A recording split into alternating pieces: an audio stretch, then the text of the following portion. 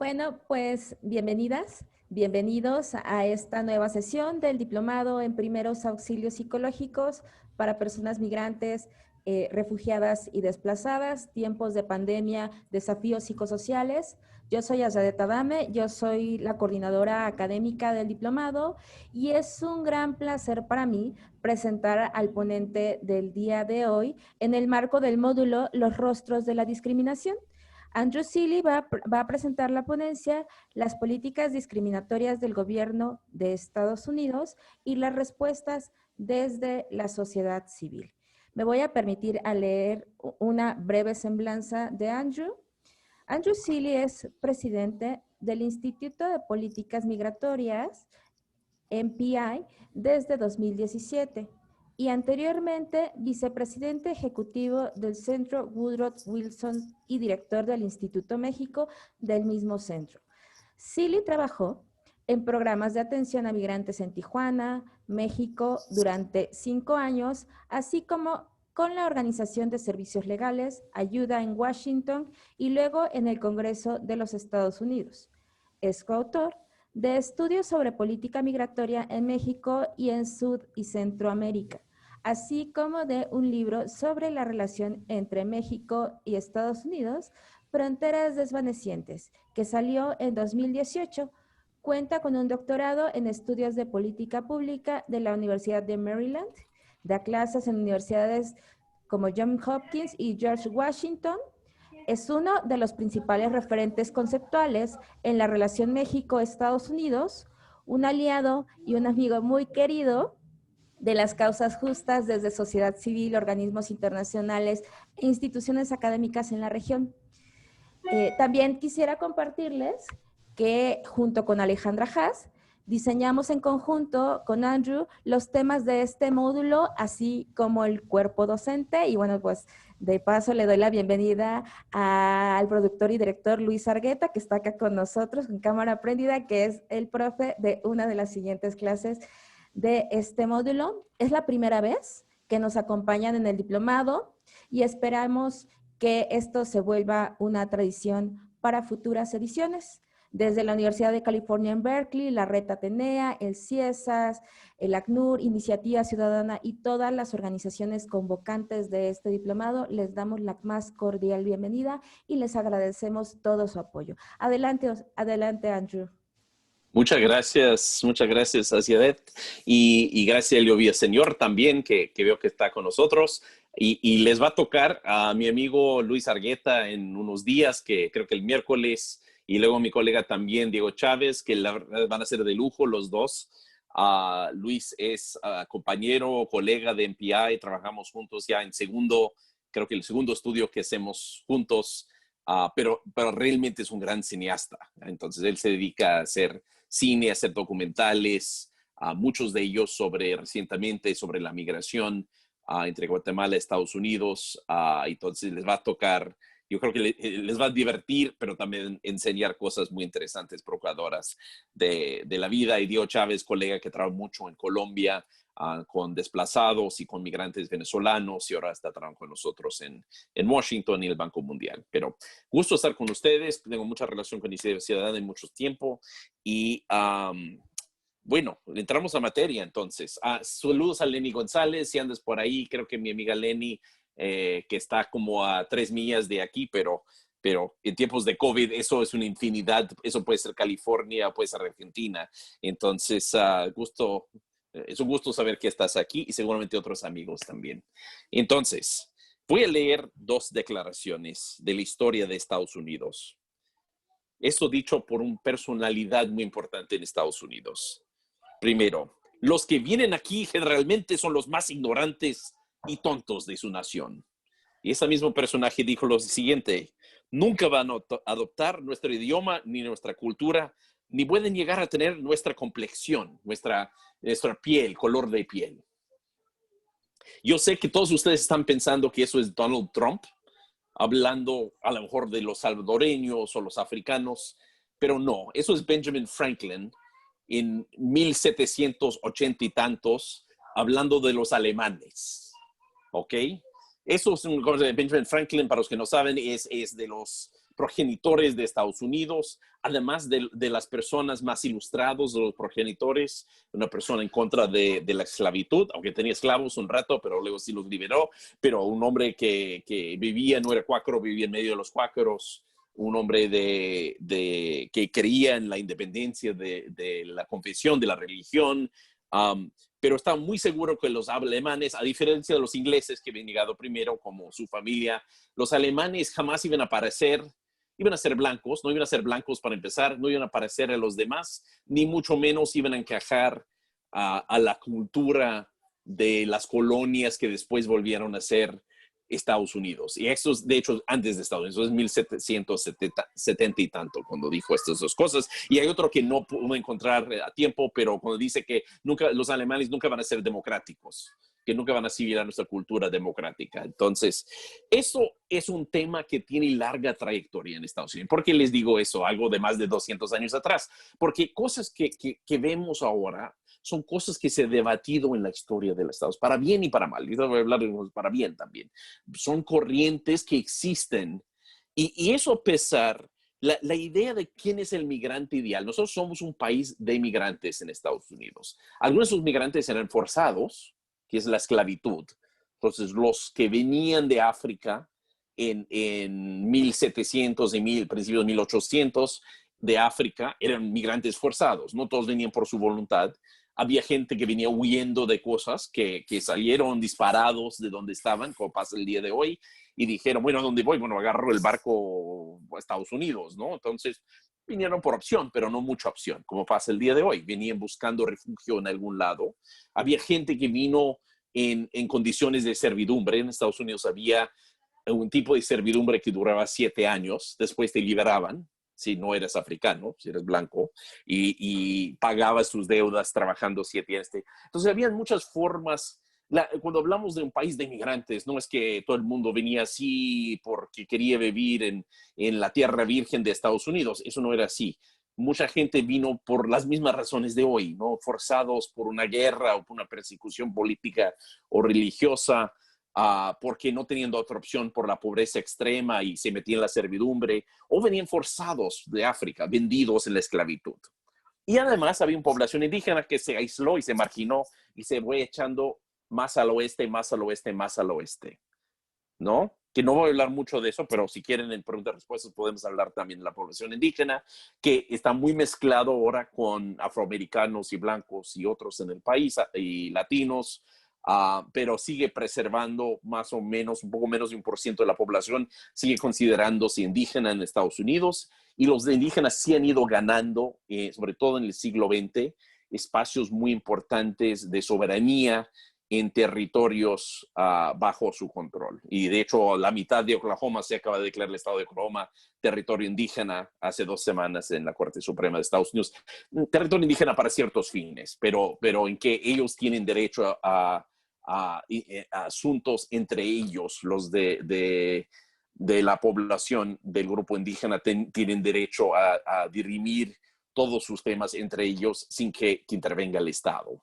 Okay, en la mitad del estado de Oklahoma, porque eso es un tratado de hace muchos años. Entonces, ahí Estados Unidos empezó, cuando hablamos de la migración, es un país de migrantes, pero la migración era muy complicada, no siempre voluntaria, y la construcción del otro, de quién es el inmigrante bueno, el inmigrante ideal, quien queremos que venga, en quien no queremos que venga, existía desde el principio y se fue cambiando. Después los alemanes eran los buenos, y los italianos y los irlandeses y los de República Checa eran los malos, y después en otro momento a los asiáticos también eran los muy malos. Vamos a hacer un repaso de historia de Estados Unidos en esto. Luego viene la migración interna afroamericana en Estados Unidos, y de pronto los italianos que eran muy tontos se vuelven los muy buenos y se vuelven muy blancos, porque llegan los afroamericanos del sur de Estados Unidos al norte, a las ciudades del norte, y también en contraste de los latinos, que empiezan a llegar también en el siglo XX en números mayores. Entonces, esta construcción de quién es el bueno y quién es el malo es algo que viene desde el origen de Estados Unidos. ¿Ok? Pero al mismo tiempo, como es un país de construcción migratoria, hay algunas cosas interesantes. Unas cosas que apareció en medio de la Convención Republicana muy legalmente cuestionable, pero interesante, es que de pronto Donald Trump en la Casa Blanca juró la ciudadanía a 5 inmigrantes como parte de la Convención Republicana. Se les olvidó decirles que iba a hacer eso, por cierto, que iba a ser parte de la Convención Republicana. Probablemente es ilegal también hacer un acto de Estado en una convención partidista, entonces yo no digo que fue lo correcto hacerlo, pero lo que sí fue interesante es aún en la Convención Republicana de Donald Trump, sintió la necesidad de hacer algo que apela a ese concepto que tenemos de nosotros como país de migrantes. Puede ser algo meramente simbólico, puede ser en contraste a las políticas, pero te dice mucho de que sintió obligado a hacer algo así para mostrar que no era antimigrante. Del lado de la Convención Demócrata tenías muchas voces diferentes hablando. Tenías a Kamala Harris, que es la candidata a vicepresidente demócrata, que es hija de un padre de Jamaica, una mamá de la India y mujer afroamericana, nacida en Estados Unidos, hablando de su propio legado y su propia familia, y mucha otra gente también de trayectoria inmigrante hablando de su origen en Estados Unidos, ¿no? Y que Estados Unidos es un país plural, pero aún en la Convención Republicana apareció esto, que fue interesante. Entonces, dice mucho, por un lado, concepción de nosotros como país de migrantes, por otro lado, siempre peleado, siempre debatido, pero ¿qué inmigrantes? ¿Cuáles inmigrantes? ¿Quién es el buen inmigrante? ¿Quién no es el buen inmigrante? Y se va cambiando. ¿Ok? Quiero, antes de entrar en materia, les voy a hacer un repaso de cómo construimos el buen inmigrante en la historia de Estados Unidos y cómo se fue cambiando. Pero sí quisiera decir algo del inicio, que no todo escepticismo a la migración es racismo ni antimigrante. Y aquí entramos en un terreno muy difícil. Hay razones para ser escéptica a la migración. Podemos debatir en nuestro país, como se debate en México, se debate en Colombia, se debate en Europa, si queremos ingenieros o agricultores.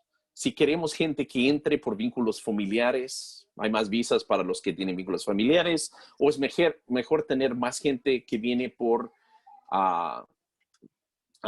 que venga por visas de trabajo, como en Canadá. Por ejemplo, es un debate en Canadá. Decidieron que querían más gente con visas de trabajo. En Estados Unidos lo hacemos mucho visas de reunificación familiar. Son formas diferentes, pero son debates. Se puede debatir se puede debatir si es un problema o no, o qué tan problemático es que la gente venga por forma irregular. Yo creo que ahí hay un debate real y tengo un colega que hizo un estudio muy interesante, Ramit Krishnan, que no lo he publicado, pero creo que lo puedo compartir. Hizo grupos de enfoque, por ejemplo, y puso diferentes nacionalidades.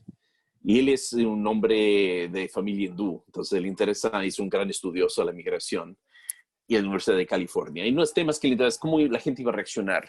Y lo más interesante para mí, quizás por mi amor a México, y a una mexicana, que es mi esposa también, por cierto, es que cuando dijo mexicano, entonces tenía hindúes, chinos, todo eso de género positivo, mexicanos salieron mucho menos calificados. Eso no nos debe sorprender, sabemos eso. Pero luego modificó su técnica y puso mexicano legalmente presente en el país. Entonces, eso sí generó otra reacción. Eran tan bien calificados como los otros grupos. Entonces, ahí su conclusión es, parte del desprecio a los mexicanos es la noción de que entraron por la vía regular.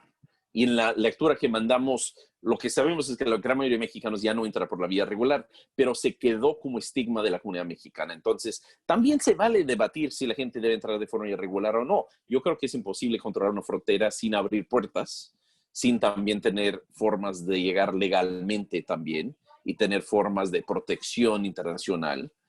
Pero esos son debates que se pueden también debatir quién merece protección. Esos son temas que gente sensata puede debatir. Cualquiera que está huyendo de la violencia, solamente si es persecución. Son temas que se puede debatir. Eso dicho, entonces no hay que decir que cualquier persona que diga estoy preocupado por la migración es un racista. Y también la gente por su propia experiencia. La gente se preocupa cuando no hay suficientes maestros en la escuela y de pronto llegan migrantes. Culpan a la escuela, culpan a los migrantes, culpan al sistema que no les da suficientes maestros con el migrante. Se puede entender que esa gente a veces culpa al migrante también. No digo que sea correcto, pero se puede entender. En Colombia lo vemos mucho, ¿no? Y eso Diego seguramente lo va a hablar. La gente va a urgencias y tiene que esperar 3 horas o 5 horas o 6 horas y ve además 3 venezolanos sentados ahí y dice, ching, ya estamos sobrepoblados y ya no tenemos atención y ahora ya llegaron los venezolanos. Bueno, poco racista, quizás, pero también están reflejando que están preocupados por su hijo y no hay suficientes médicos. Entonces, a veces esos escaseces llevan a la gente, a lo mejor no son racistas, a lo mejor realmente están reflejando que los servicios públicos no dan abasto. Entonces, yo creo que tenemos que ser cuidadosos y al mismo tiempo les voy a decir que hay una parte de esto que sí es racismo. Hay una parte porque siempre en la historia de Estados Unidos, siempre hemos tenido esa idea del migrante bueno y el migrante malo. Y eso te iba cambiando. Y eso te dice mucho de prejuicios que están profundamente enraizados en la sociedad también. Pero no por eso debemos culpar a cualquier acto de escepticismo en la migración de racismo. Pero tenemos que entender que el racismo existe y existe de forma estructural en cómo pensamos todos en el país. Bueno, entonces, les voy a dar un repaso. Es muy raro dar una clase cuando no los puedo ver, por cierto, en persona. Entonces, espero que no los he puesto a dormir todavía. Vamos a entrar en un repaso de historia de Estados Unidos. Entonces, esto es... Voy a tratar de no hacerlo más de 15 minutos, pero creo que es útil para entender dónde estamos hoy. Entonces, Estados Unidos nace como país con una declaración de independencia. Y lo voy a leer en inglés y luego lo traduzco al español. Medio mal, pero lo traduzco. Que empieza la declaración de independencia, escrito en su mayor parte por Thomas Jefferson, que era dueño de esclavos, por cierto. Y sabía que era malo ser dueño de esclavos. Él estaba muy conflictuado con eso, pero nunca liberó a sus esclavos. Dijo, we believe, ni siquiera la esclava que era su amante, por cierto, con quien tuvo 5 o 7 hijos. Entonces, sí liberó a los hijos, pero no a la mujer. We believe these truths to be self-evident, that all men are created equal and endowed by their creator with the unalienable right to life, liberty, and the pursuit of happiness. Así empieza la Declaración de Independencia. En español, creemos que estas verdades son evidentes, que todos los hombres, y hombres, por cierto, son creados con igualdad, en la igualdad, y están otorgados por el Creador, no Dios, por el Creador, más general, genérico, con los derechos a la vida, la libertad y la búsqueda de la felicidad. Ahí hay muchas aspiraciones muy bonitas y muchas contradicciones muy profundas, ¿no? Yo creo, yo como norteamericano soy muy orgulloso de esa declaración. Yo creo que era una aspiración bien importante, sigue siendo la guía de nuestro país. Yo creo que todos estamos imbuidos con esta idea, como esto como manifiesto de lo que debemos ser como país.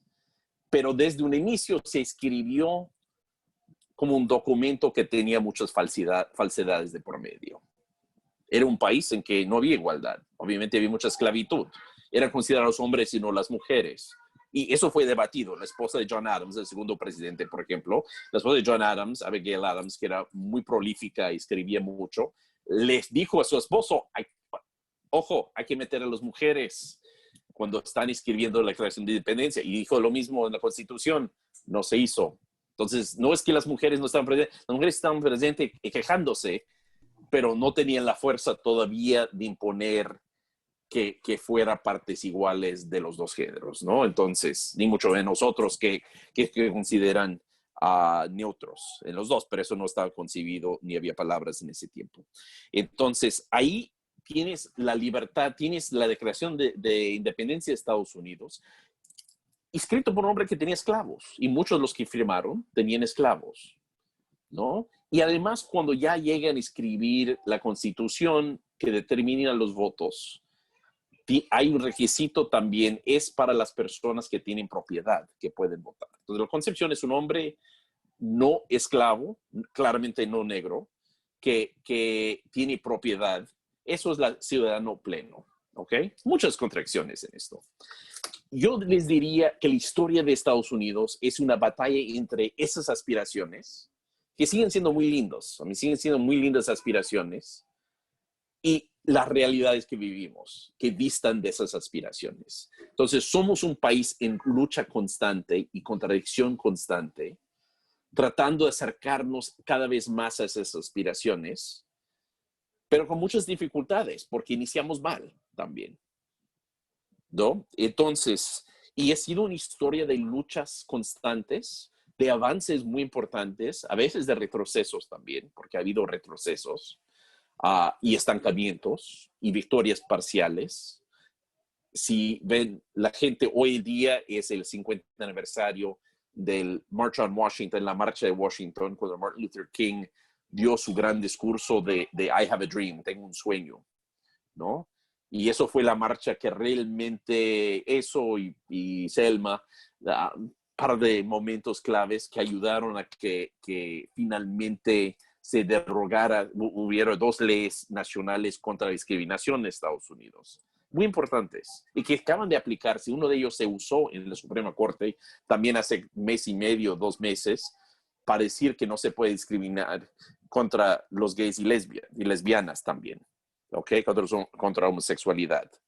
No se tomó lo que era una legislación para prevenir la discriminación en temas raciales y étnicas, y una Suprema Corte muy conservador dijo, híjole, pero también aplica a la no discriminación por orientación sexual, ¿no? Entonces, esos derechos, y como estaban planteados desde el inicio, sí son importantes.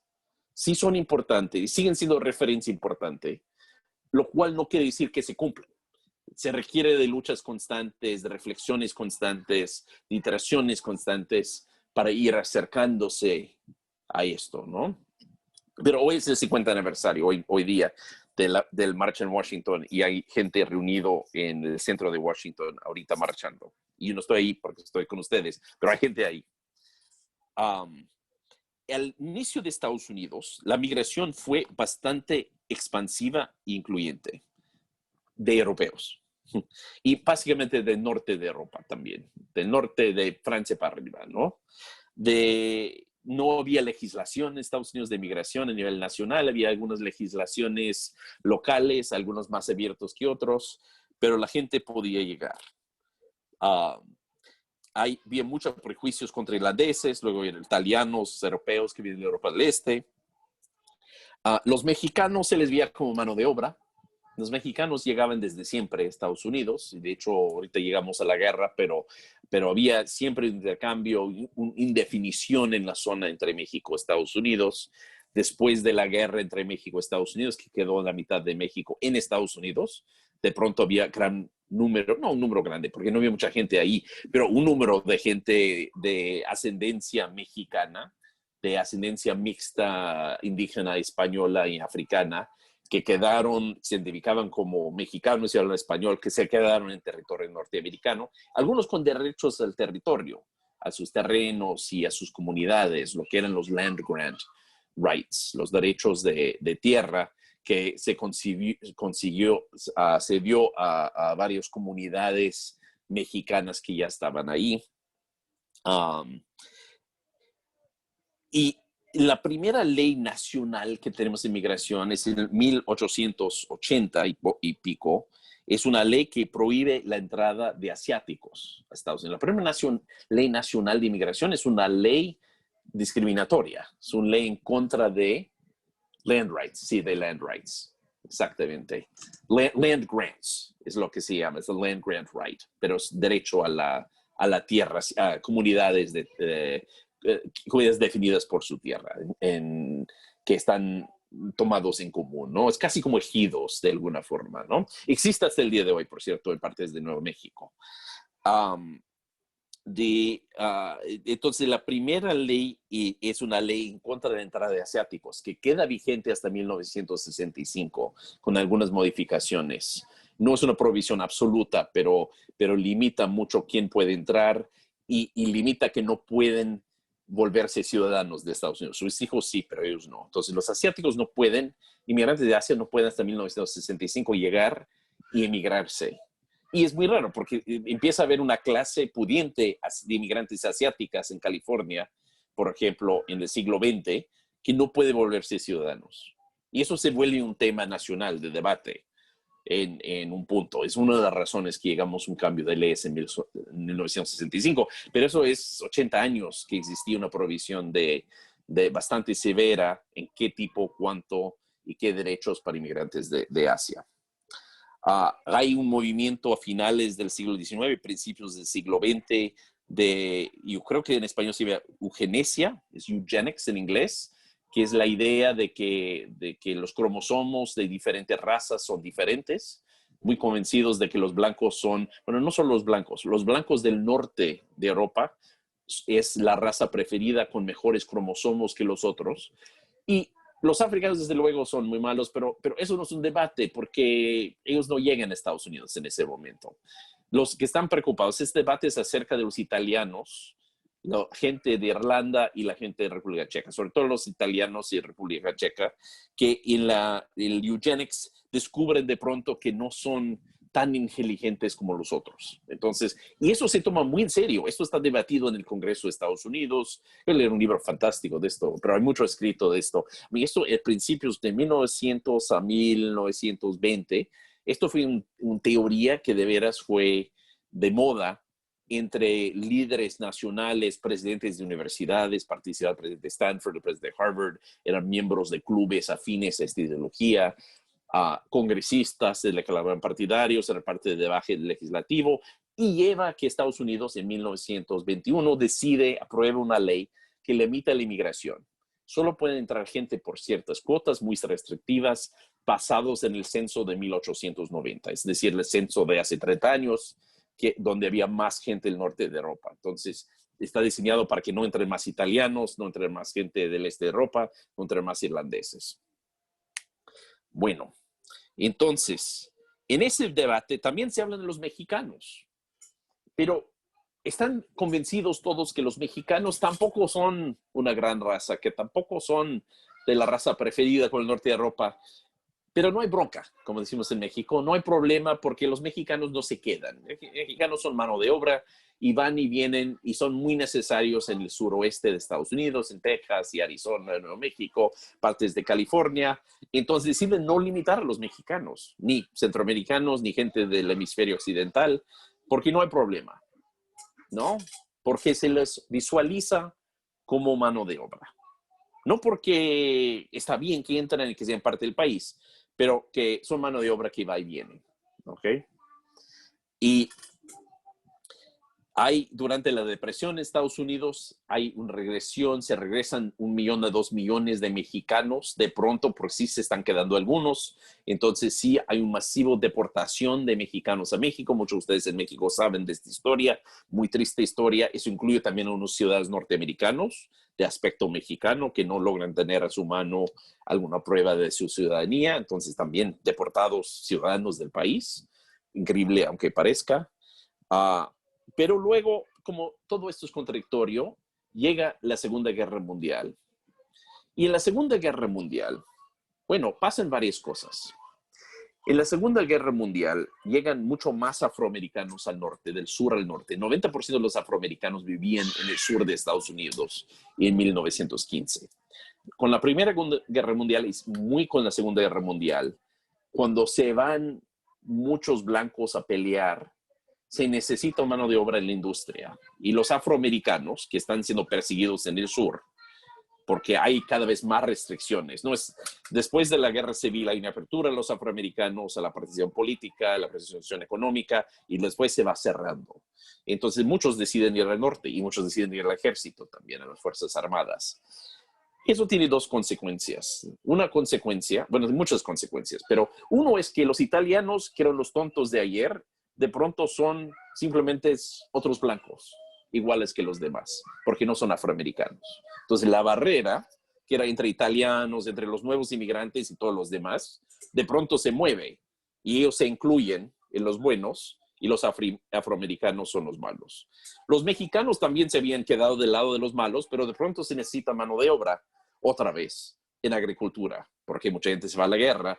Entonces se empieza con el programa Bracero, importando mano de obra mexicana, temporal, que va y viene, ¿no? Eso dura hasta 1964, si no me equivoco, la fecha. Entonces, todo esto va a cambiar. Entonces, mexicanos todo eso mano de obra, son cosas de mano de obra, pero otra vez mano de obra útil, ya no deportables, ya útil. Ya de pronto empiezan a pensar, llegan Segunda Guerra Mundial, perdón, una nota triste antes de que llegamos a cosas un poco más optimistas aquí. Segunda Guerra Mundial, ya saben la historia. Muchos judíos tratan de entrar a Estados Unidos antes de la guerra, cuando ya sienten que viene la persecución nazi, durante la guerra y después de la guerra. Los que están en campamentos de refugiados, los que han escondido, los que han sobrevivido a los campamentos, muchos no pueden llegar.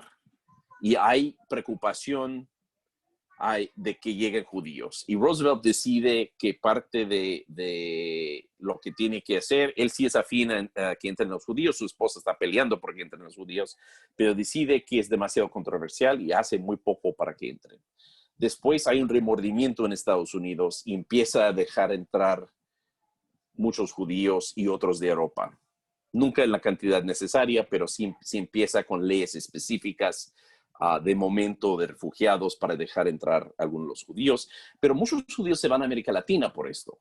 Muchos judíos se fueron a México, se fueron a Argentina, se fueron a Brasil, porque no podían, se fueron a Centroamérica, porque no podían entrar a Estados Unidos. Y algunos después lograron entrar a Estados Unidos. Y de hecho, Christopher Landau, que es el embajador de Estados Unidos en México ahora, cuenta una historia muy interesante de su familia. Su papá es judío, es de una familia judía, y no puede llegar a Estados Unidos y llega a Colombia.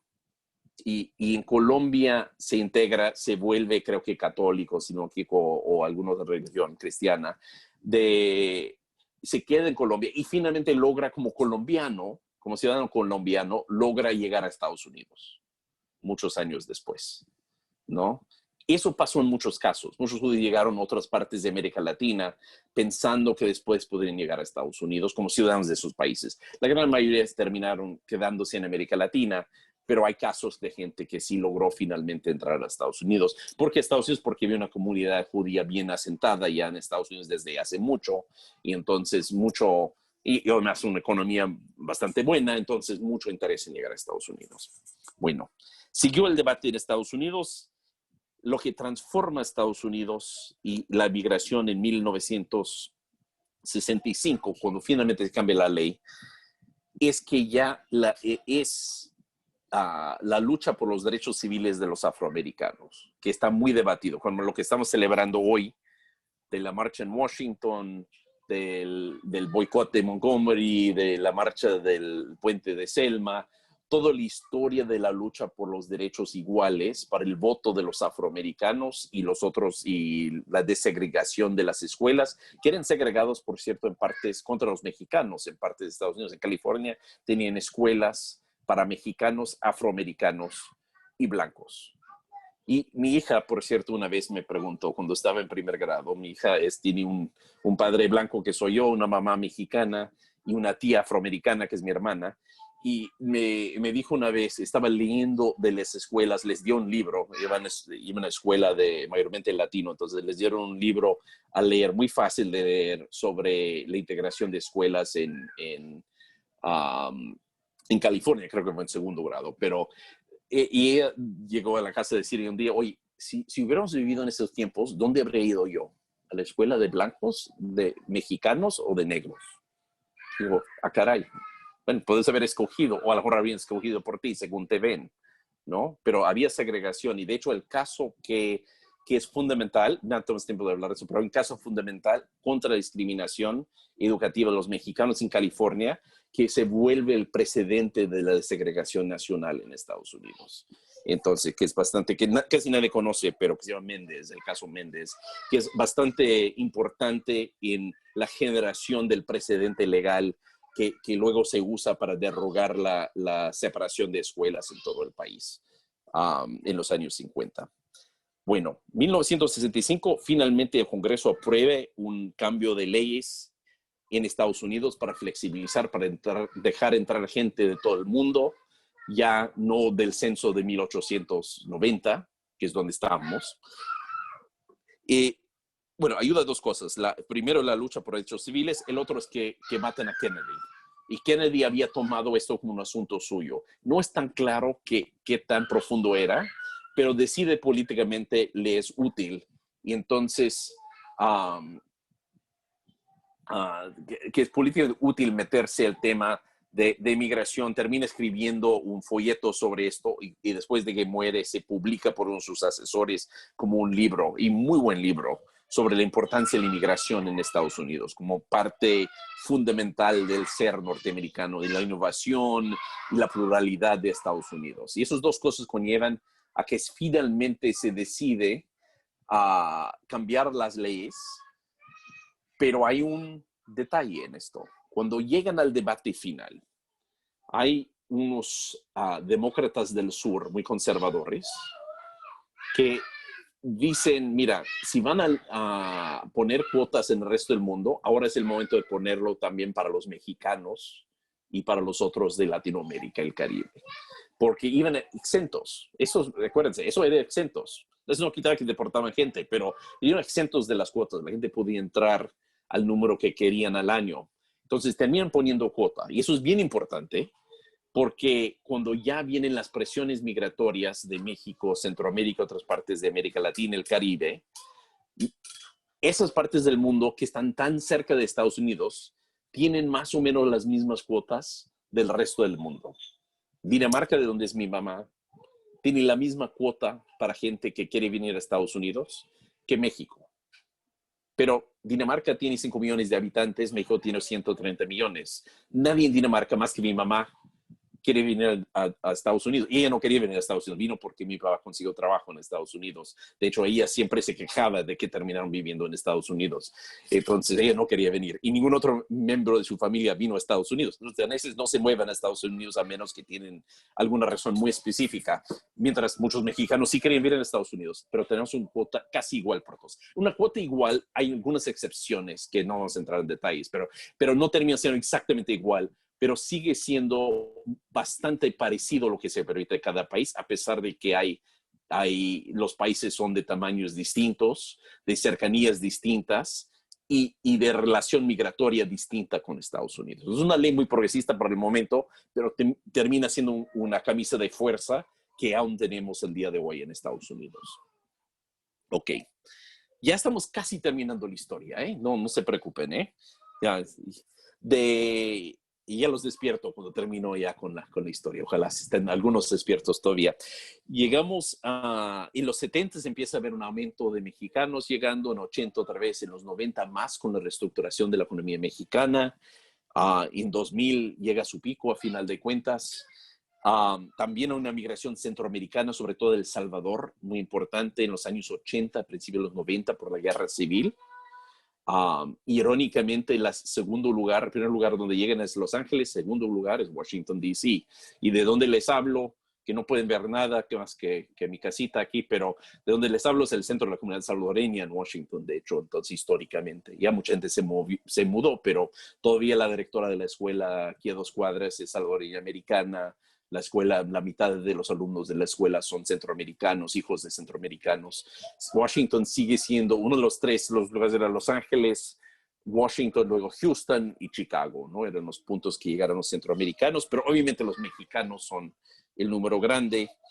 Y en 2000 hay 1.6 millones de mexicanos que los agarran en la frontera cruzando sin documentos. Entonces las aprehensiones, la figura aprehensión, 1.6 millones. Eso es un montón de gente. Y México en ese tiempo es un país de no sé cuántos, 80,000 millones de personas, un número grande de mexicanos que está saliendo de su país. Termina viviendo la 10ª parte de México en Estados Unidos, ¿no? Hoy en día, 10-11% de los mexicanos viven del lado de la gente nacida en México, ¿no? Vive en Estados Unidos. No llegan muchos mexicanos ahora. El año pasado agarraron 150, creo que por más 170,000 mexicanos en la frontera, ¿no? Es una 10ª parte de 2000. Siguen cruzando mexicanos, pero pocos. Y de hecho sigue bajando el número de mexicanos en Estados Unidos, porque si bien llegan algunos mexicanos, algunos por forma irregular, aunque es muy difícil cruzar ahora, pero llegan algunos, llegan más por visas legales, Entonces llegan muchos por familiares que los piden, por programas temporales de migración, pero van más mexicanos de regreso a México de Estados Unidos.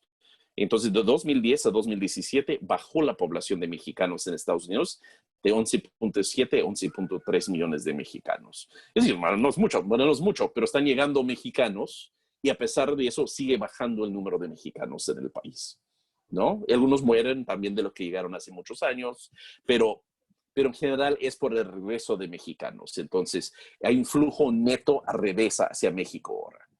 Entonces, desde 2010 por lo menos. Ok, ahí estamos el día de hoy. No. No, sí estamos. Y a partir de 2012 empiezo otra vez. Yo sé que algunos de ustedes están en Centroamérica. Empieza de nuevo la migración también de Centroamérica. Sobre todo 2014 adelante, pero 2012 es cuando se nota mucho. Ha habido altibajos. Ahorita está abajo, el año pasado estaba muy arriba, más por la vía regular. Llegan también muchos asiáticos, más por la vía regular, muchos por visas de trabajo y por visas de estudio. De hecho, llegan más asiáticos en la mayoría de años ahorita que latinoamericanos. Llega gente de Colombia, Ecuador, Perú, también de Sudamérica, venezolanos en los últimos 5 años han llegado bastantes también, pero aún así los asiáticos son el número mayor. Y algunos de ustedes están en África y también empiezan a llegar africanos y gente del Caribe. Gente del Caribe siempre ha estado llegando, haitianos, dominicanos que son latinos y caribeños, siempre ha estado llegando. Han llegado de otros, de Barbados, de muchas islas llegan, muchos países. Pero empieza a llegar, entonces la población afroamericana en su mayoría era descendiente de esclavos. Pero cada vez más hay gente como Kamala Harris, que es hija de un jamaiquino, de esa migración más reciente, porque hay una migración más profesional también del Caribe, de América Latina, los de Sudamérica, ya cada vez más los de México, y los del Caribe tienden a tener un poco de escuela universitaria, quizás lleguen a estudiar un posgrado. Los de África también llegan con un nivel educativo bastante alto. Empiezan a llegar por una visa de diversidad que se crea en 1990, entonces los países donde no hay gente como Dinamarca, pero también como Camerún, que no tiene mucha migración a Estados Unidos, pueden solicitar una visa especial, entonces empiezan a llegar también.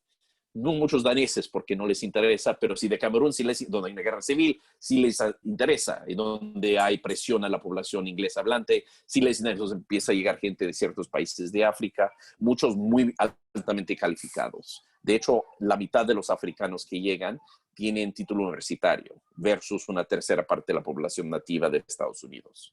Y de hecho, casi la mitad de los inmigrantes que llegan a Estados Unidos ahorita tienen títulos universitarios frente a la tercera parte de Estados Unidos. Es una población muy diferente que llega a Estados Unidos. Ok, eso es la historia. ¿Dónde estamos hoy?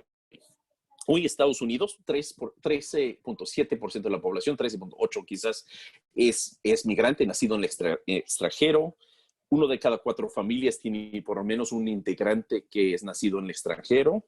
Eso es un montón, por cierto, 1 de cada 4.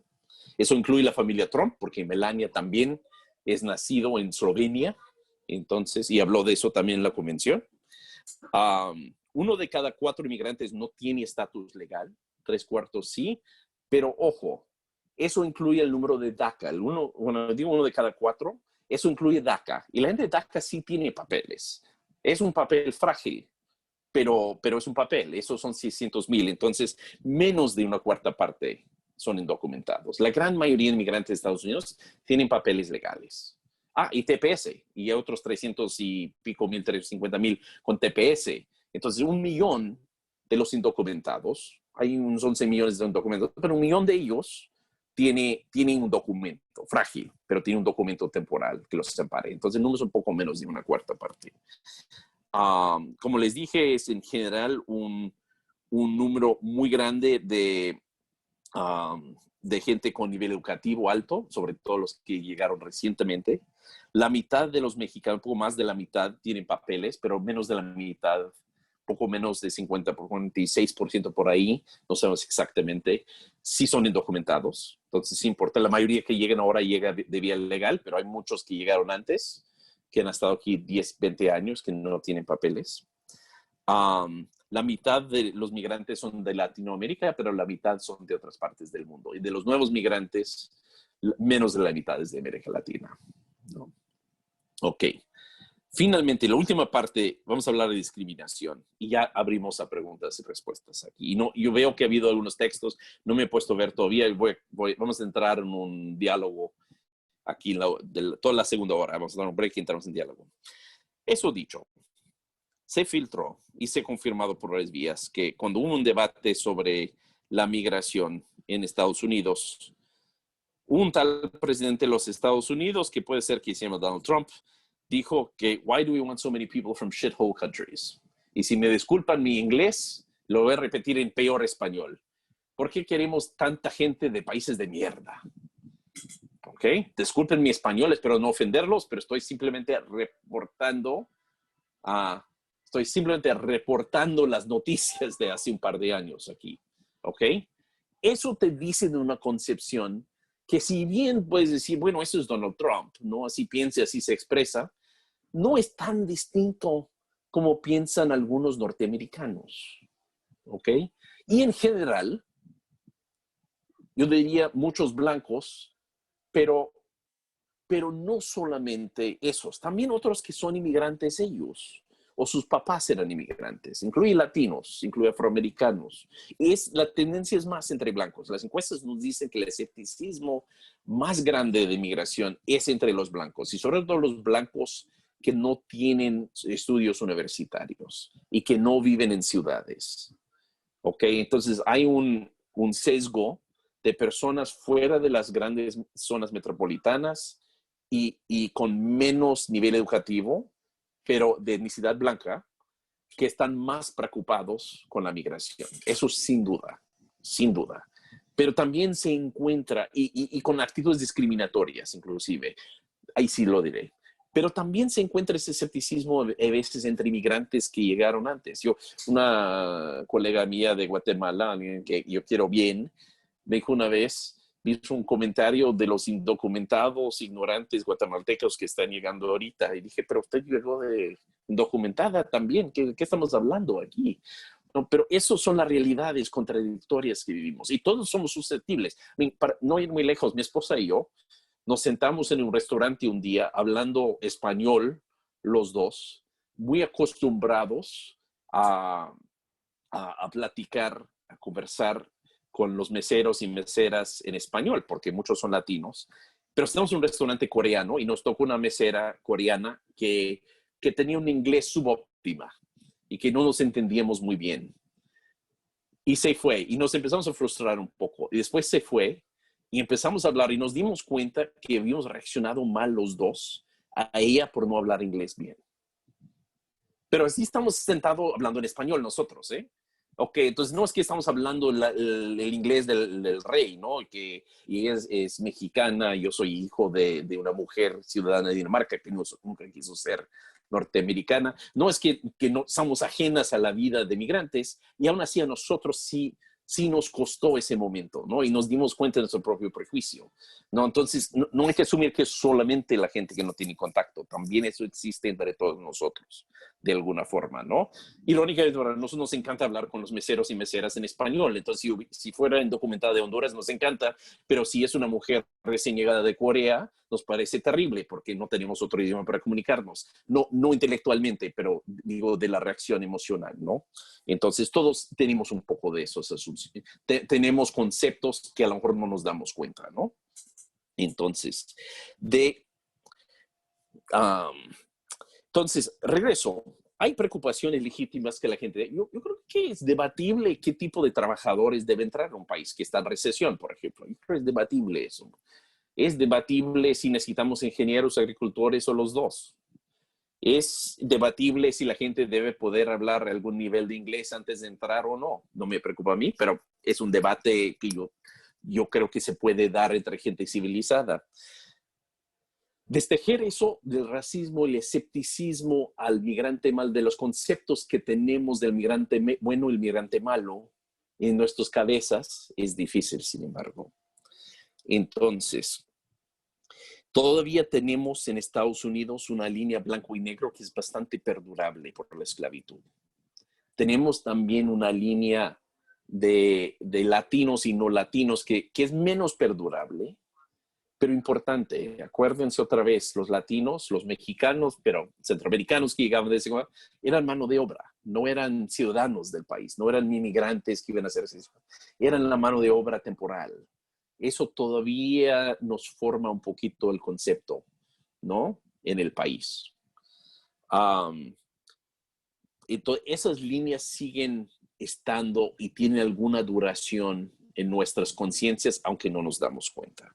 Entonces, cuando Donald Trump habla de países de miércoles, como se dice en mexicano, de eso no, eso sí puede ser una declaración racista y puede ser muy extremo y puede ser el tipo de cosa que poca gente lo va a decir abiertamente, pero no quiere decir que esos conceptos no estén de alguna forma metidas en las cabezas del resto de nosotros, en mayor o menor grado, porque son parte de lo que es el racismo estructural, que está en las leyes, está en las formas de ser, pero también está en nuestra mentalidad y nuestros conceptos. Cuando hablamos de migración, cuando hablas en la calle de migración, la gente casi siempre está hablando de mexicanos indocumentados. A pesar de que ya hablamos, hay pocos mexicanos indocumentados llegando a Estados Unidos. No es el tema de hoy. Si llegan indocumentados, probablemente son centroamericanos o hindúes que llegan con visa legal y se quedan. Es un número que está creciendo. Pero de hecho, la mayoría de gente llega por vía legal a Estados Unidos. La gran mayoría de gente llega por vía legal y llega con más educación que la mayoría de norteamericanos nativos. Pero seguimos hablando de la migración indocumentada mexicana porque eso es lo que ha dominado nuestros conceptos en las últimas décadas. Sin embargo, y aquí con esto voy a terminar, existe otro Estados Unidos. Esa es toda la parte negativa, pero existe otro Estados Unidos que siempre ha existido. Parte de por qué los cambian quién es el inmigrante bueno y el inmigrante malo, es porque los inmigrantes que llegan logran tarde o temprano, con mucha lucha, hacerse norteamericanos. Y no solamente hacerse norteamericanos, sino cambiar a Estados Unidos. Somos un país, a final de cuentas, bastante permeable y una cultura bastante cambiante. De pronto, comemos tacos. No solo comemos tacos, pero comemos kimchi en tacos, que es comida coreana en tacos, ¿no? Hay food carts, hay carritos de comida en California, hasta en Washington, sirviendo comida como carne de barbecue de Corea en tacos, en tortillas mexicanas. Porque la tortilla mexicana ya es gringa, ya es norteamericana, ¿no? Y es norteamericana en parte porque se parte de México en Estados Unidos, pero también porque la cultura mexicana sí ha permeado las ciudades de Estados Unidos, ¿no? Entonces, de pronto llegan los coreanos, empiezan a vender comida y se dan cuenta que Estados Unidos nos gusta mucho comer sándwiches, pero sándwiches es un poco difícil con la carne. Dije, pero también comen tortillas. Entonces empieza y es un hit, es un hitazo, ¿eh? Entonces, somos un país cambiable. Somos un país donde las luchas de derechos civiles, las luchas de los 50 y los 60, cambiaron la ley migratoria. Las luchas sobre DACA, sobre jóvenes que llegaron de indocumentados, de niños, cambió y forzó el gobierno a darles una medida, por lo menos temporal, de apoyo. Donde las luchas de los salvadoreños que llegaron en los tiempos muy difíciles, y los hondureños también, después del huracán Mitch, lograron que se les diera una protección temporal que ha durado 20 años, ¿no? Somos un país también de lucha ciudadana, somos un país también que cambia desde la sociedad, y la sociedad cambia la política, y la cultura cambia, porque la integración de los inmigrantes es una historia de cómo los inmigrantes se adaptan al país, pero cómo el país también se adapta a los inmigrantes, y que asume parte de quiénes son ellos. Los mexicanos se vuelven más gringos, pero los gringos se vuelven más mexicanos. Los hindúes se vuelven más gringos, pero los gringos también se vuelven un poco más hindúes. La cultura norteamericana, a final de cuentas, es eso, es una cultura prestada de todo el mundo. Y una parte, yo creo, yo voy a decir algo controversial, pero creo que sí, parte de porque creo que Hollywood es exitoso en el mundo y la música norteamericana es exitosa, el rock and roll, el R&B, el rap, el hip hop, todo eso, es porque es una fusión de culturas de todo el mundo. también un montón de dinero de por medio, entonces esto ayuda también. Pero además de eso, también la cultura norteamericana es una cultura que asimila partes de China, de la India, de México, de Honduras, de Colombia, de Camerún, de Sudáfrica, de todas partes del mundo, ¿no? Y obviamente toda Europa, de alguna forma de la cultura afroamericana que vino del oeste y el sur de África a través de la esclavitud y que fue la base de mucho del resto de la música, el reggaetón, ¿no? Que tiene su base en Puerto Rico, que es parte de Estados Unidos, también en Colombia, en Medellín. No me peguen los de Medellín, por cierto, y los de Santo Domingo, que también tienen sus bases ahí, pero el reggaetón también nace entre Nueva York y San Juan, ¿no? Que en una comunicación de puertorriqueños que se fueron a Nueva York y los que se quedaron en la isla, contagio de gente dominicana, luego llega a Colombia, empieza yo a Panamá, luego llega a México, a final de cuentas, pero ese mezclas también, es porque Estados Unidos es un poco de todo esto.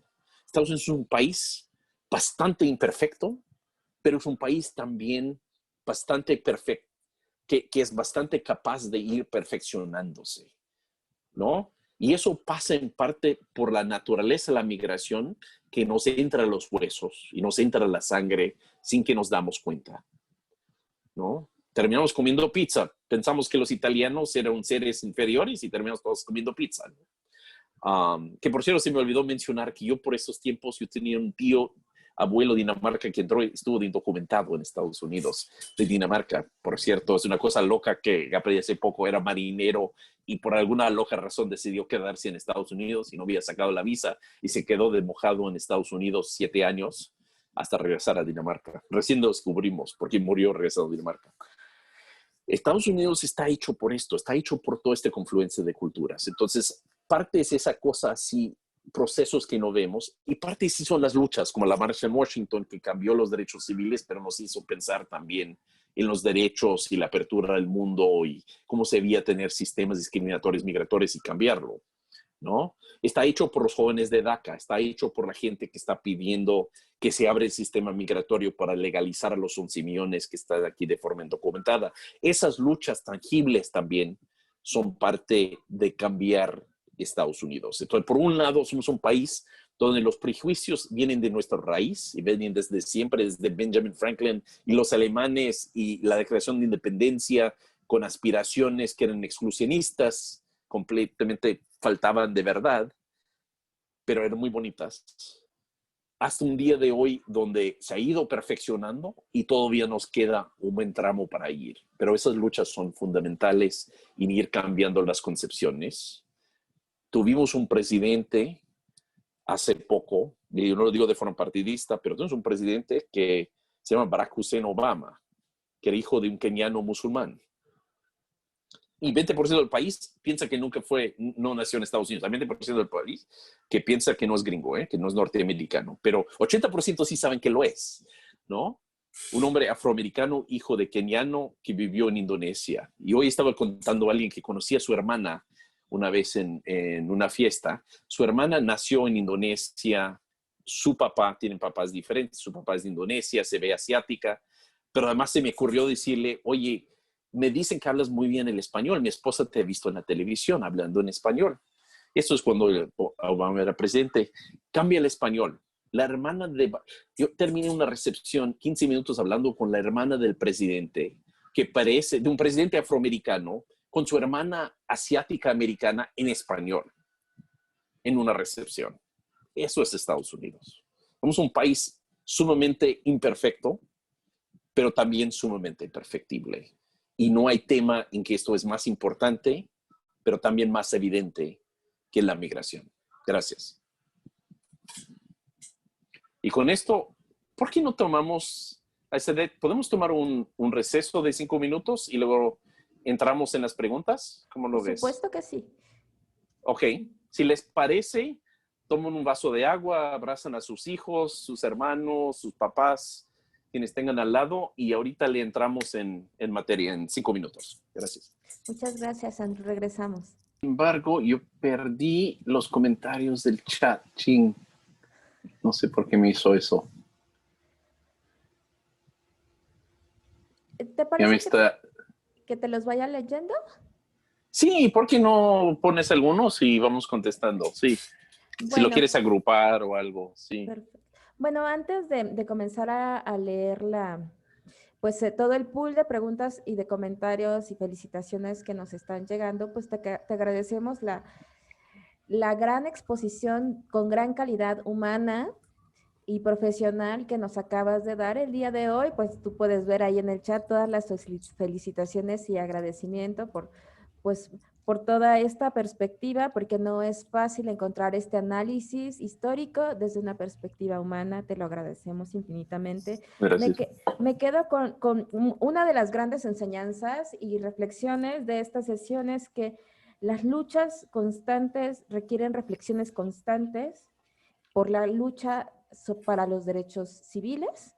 Y bueno, pues gran parte de las personas que cursamos el diplomado, pues son personas que estamos pues en el frente de batalla, por decirlo así, acompañando procesos de personas en movilidad. Entonces, justo, pues nos regresas a la reflexión de que nos tenemos que cuestionar de manera constante nuestra realidad, de manera constante nuestros procesos, pero también, pues que es una lucha que hay que continuar, en donde hay que avanzar y donde hay que generar alianzas, ¿no? Y creo que Sí, gran parte de lo que tú nos compartes, pues se muestra en pues todos estos contrapesos que sí existen en Estados Unidos y que en otros países son un poco más gelatinosos, ¿no? Todas estas órdenes ejecutivas que se le han detenido a Donald Trump, todos estos fallos en la Suprema Corte, o sea, creo que no todo es blanco y negro, ¿no? Y también, pues, el voto en las ciudades con más de 3 millones de habitantes, en fin, ¿no? Hay toda una gama de colores y una gama de diferencias y pues gracias por compartirnos esa perspectiva. Es muy interesante y también poderlo visibilizar, en poderlo sistematizar, poderlo materializar en nuestras propias realidades. Y bueno, gracias. de ¿Y por qué no nada. vamos llevando esto como conversación entre tú y yo? Porque creo que va a ser más dinámico para nosotros también, porque no hay facilidad de que preguntan directamente, ¿no? Entonces, No. no, pero Bueno, entonces tú y yo lo hacemos como como tú me vas así haciendo preguntas y comentarios y sí. perfecto, sí. Además, yo en estas preguntas y comentarios con estas reflexiones, pues voy recogiendo todas las inquietudes que se van desarrollando acá en el Q&A. Y bueno, pues llegó una de ellas hace un rato, justo como cuestionaba en dónde estaba la línea de la interpretación sobre los argumentos para oponerse a la migración por miedo, si es por miedo o por falta de recursos suficientes, ¿no? En qué momento se traza la línea, si es un tema de recursos o es un tema de que las políticas públicas no se, en las políticas públicas a nivel internacional no se asignan recursos para generar estos cambios estructurales para poder incluir a las personas de otras nacionalidades o con posibilidades distintas, ¿no? ¿En qué lugar o quién pinta la raya? Mira, yo creo que hay muchas razones por las cuales la gente tiene escepticismo en la migración, ¿no? Y incluyendo muchos migrantes, como dije, a mí yo creo que no es solamente los nativos en países, y esto es en todo el mundo, lo vemos en Europa, lo vemos en Colombia, lo vemos ahorita en el break, yo estaba escribiendo, tengo un artículo que va a ser en Colombia mañana con un colega colombiano que escribió sobre la migración en Colombia, cuando hemos pasado mucho tiempo, estuve ayer con un colega de Ecuador. A mí, eso lo vemos en todo el mundo. Tenemos una oficina de Europa que siempre está tratando con estos mismos temas en Europa. Lo ves en Sudáfrica contra los otros africanos que llegan a Sudáfrica, ¿no? Entonces, yo creo que son una serie de factores que entran. Yo creo que uno es la competencia de recursos, que yo creo que sobre todo entre los pobres, que ya están encontrando falta de recursos en las escuelas, en los hospitales, las clínicas, la vivienda, y metes gente más, sobre todo cuando son olas migratorias grandes y visibles, es, es un problema. Inclusive yo me acuerdo en un momento en que llegaron mis hijos menores, y mi hijo mayor antes fue a la escuela, pero mis hijos menores van a una escuela, la escuela que está a 2 cuadras, donde la directora es salvadoreña americana y la mayoría de alumnos son latinos, hijos de muchos de ellos inmigrantes, la mayoría de inmigrantes, y llegaron 25 más o menos hondureños que no sabían leer y escribir el año pasado, ¿no? Es una escuela bilingüe, ¿no? Los profesores son bilingües, están acostumbrados a que llegue gente, algunos estudiantes nuevos que no hablen inglés, están muy acostumbrados a eso, pero no estaban acostumbrados a que llegaran estudiantes que no sabían leer y escribir, que venían de zonas rurales, ¿no? Entonces, de pronto la pregunta es, ¿qué hacemos, no? Con los recursos que tenemos. No tenemos un profesor en cuarto y quinto que se puede asignar a enseñar a leer y escribir. Si lo hacemos eso, lo quitamos al alumno que necesita, porque si hay un profesor extra en cada nivel, pero es para ayudar con los estudiantes que tienen limitaciones del inglés, ¿no? Si tienes que quitar ese profesor para que enseñe a leer y escribir un grupo de alumnos, de pronto pierdan los otros estudiantes, hijos de migrantes recientes, que saben leer y escribir, pero están aprendiendo inglés. Esa competencia, eso es una escuela muy abierta a la migración, ¿ok?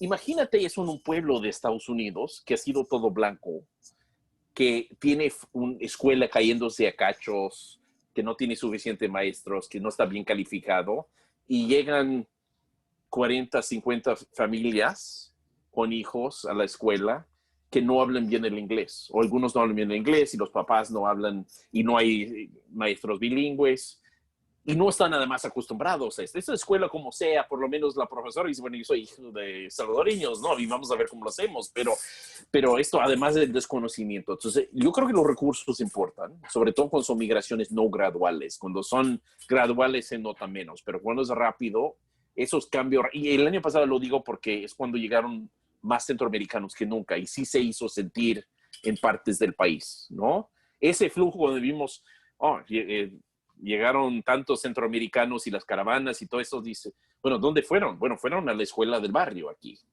pero fueron a pueblos también que no tenían mucha experiencia, donde había 3 hondureños y de pronto había 50 hondureños, 50 familias, ¿no? Y en una escuela cayéndose a cachos. Esas luchas de recursos se sienten, y se sienten en Colombia con la llegada de venezolanos, ¿no? Entonces se siente en España en el momento en que llegaban muchos moraquíes, ¿no? Ya están llegando menos, se están llegando más venezolanos a España, de hecho. Entonces, yo creo que es uno, los recursos. 2, yo creo que hay preocupaciones, y eso en todo el mundo, ¿no? Eso, segundo, yo creo que tienes preocupaciones en este momento porque está cambiando el mundo del trabajo. Y parte de por qué la reacción es tan fuerte entre blancos sin estudios universitarios es que es un grupo sumamente vulnerable al perder su trabajo. Ese es el grupo que se fue echándose para adelante en el siglo XX, donde había mucho trabajo industrial y no necesitabas un título universitario para tener un ingreso de clase media. Y esos ingresos se están estancando y los trabajos industriales están poco a poco desapareciendo. Y es un grupo muy vulnerable. No, no es el grupo más pobre, ¿no? No es el grupo más pobre ni mucho menos. El promedio, podemos nombrar muchos grupos afroamericanos, latinos del mismo perfil que son más pobres, pero es un grupo que llegó a tener mucho y que ahora se siente muy vulnerable a perder su posición en la clase media. Y es el grupo que está muriendo muy joven. Por primera vez en los últimos, creo que 3 años, 4 años en Estados Unidos, el promedio de etario de los norteamericanos bajó y bajó por los blancos, ¿no? Porque en ese grupo de blancos sin título universitario, muchos están perdiendo su trabajo, están preocupados de perder su trabajo y muchos están, y es donde llegó la heroína a pegar también. Es una droga usada mucho entre blancos, ¿no? Yo llegué a saber que yo tengo 2 parientes, de hecho, del lado de mi papá, que es del lado gringo, que que viven en un pueblo del centro del país, que no los conozco, los he conocido alguna vez, pero conozco otros cercanos a ellos y de la familia y que también se metieron en la adicción a la heroína. Es un droga que está llegando a la clase trabajadora, clase media trabajadora blanca, sin tipos de universidad. Entonces ese grupo tiene una preocupación muy grande de perder su trabajo y llegan más latinos, ¿no? Y dicen, bueno, esos me van a quitar la chamba y a lo mejor les van a pagar menos y todo eso. Entonces van a trabajar más horas que yo, ya me van a pagar menos por ellos. Entonces, competencia de trabajo sí importa.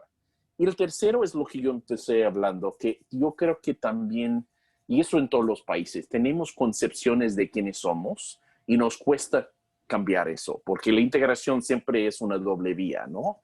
Y en la integración los inmigrantes se vuelven parte de nosotros, pero nosotros también cambiamos, ¿no? Entonces, eso, por eso Los Ángeles o Nueva York son fantásticas ciudades para llegar como inmigrante.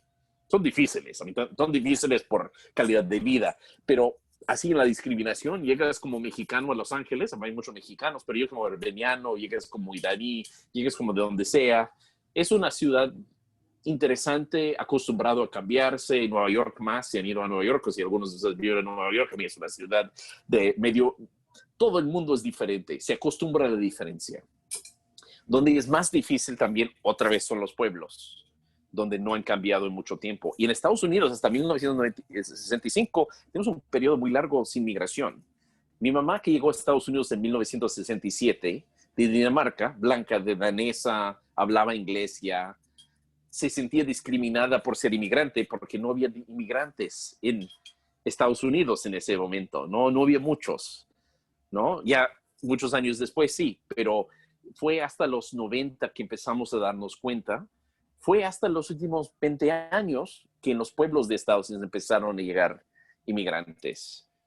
Yo pasé mucho tiempo en el libro que fue a hacer mi pequeña promoción del libro. Sorry, wrong way. Es un libro de fronteras desvanecientes, de lastimosamente solo está en inglés, pero es un libro sobre cómo México influye en Estados Unidos, pero empieza con la historia de Hazleton, Pensilvania. Y yo pasé 8 años yendo a Hazleton, Pensilvania, un pueblo que fue de ser 4% latino a ser 50% latino en el lapso de 20 años.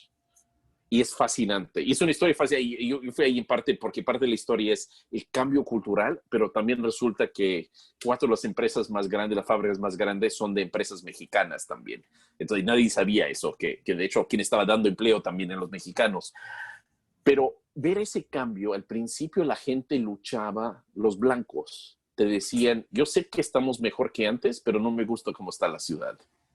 Mi historia favorita, creo que mi historia favorita de la ciudad es el año que los dominicanos, porque mexicanos y dominicanos, los dominicanos se metieron en el desfile ahí y fueron descalificados al final porque hacían demasiado ruido, ¿no? Y eso descalifican, ¿no? Y el primer premio, Luis sabe de qué estoy hablando, porque Luis pasa sus tiempos en pueblos en Iowa, en otras partes de Estados Unidos, entonces tú seguro tienes muchas historias que puedes contar el miércoles esto, pero llegaron al final y los califican por hacer ruido, ¿no? Porque pusieron música de merengue, ¿no? Y bailaban y también tenían muy poca ropa y todo eso ofendió a la gente en Hazleton, Pensilvania, ¿no? A los blancos que eran los jueces, ¿no? Es un choque de culturas masivo, ¿no? Ya 10 años después, que ya son 10 años que fue ahí, la cosa es diferente. La gente, no es que está pacífico, todavía existe mucha división, ¿eh? Mucha división. Pero por lo menos hay un poco más de balance, entendimiento de gente que trata de hacer enlaces con nosotros. Otra de mis historias favoritas, entré en la pizzería, que la dueña de la pizzería es una gran apoyadora de Trump, muy públicamente, muy metida en la campaña contra los latinos cuando llegaron. Y llegué ahí y tenía un menú en español.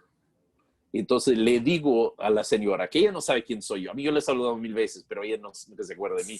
Pero le digo, oye, tienes un menú en español. Y se ofende, porque ella piensa que yo estoy diciéndolo por razones racistas. Y dice, hay buenas personas que hablan todos los idiomas. Digo, no, sí, yo hablo español en casa, gracias, no, de acuerdo. Pero tú ves, en 10 años ella fue de ser de la gente que no quieren llegar a los latinos, a darse cuenta que la mitad de sus clientes son latinos y mejor que tenga un menú en español, ¿no? Entonces, porque eso vive, ¿no? No sé qué dice en su corazón, no qué dice en su casa, pero pragmáticamente, bueno, ya está atendiendo la clientela que le llega, ¿no?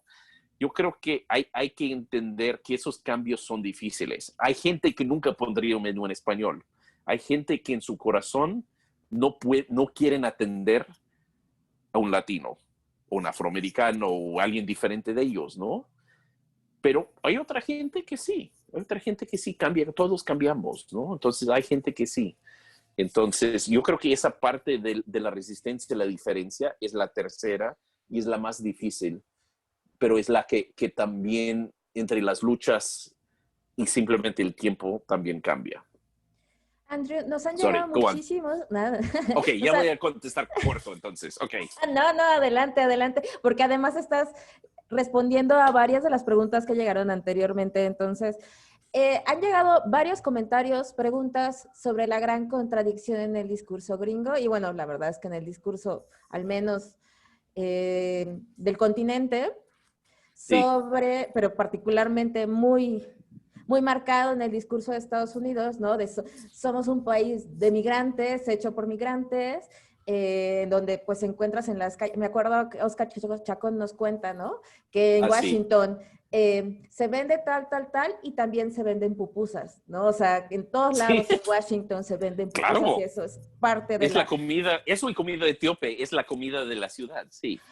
Pero por otro lado, pues Es la gran... chistoso, cuando yo veo a alguien de Etiopía, yo crecí en Washington, cuando pregunto a alguien con quien estoy hablando y me dicen que son de Etiopía, yo siento que estoy en casa. Es muy chistoso. Por lo etíope y lo salvadoreño ya son tan adentrados en Washington. A diferencia de otra, es la ciudad donde hay más etíopes fuera de Etiopía y de segunda para salvadoreños. Entonces, ser de Honduras, a mí me gusta porque me interesa Honduras, pero de salvadoreño yo lo siento como que me está diciendo que es washingtoniano, como que me está diciendo que nació en mi barrio, porque es tan adentrado en la cultura, imbricada en la cultura del local.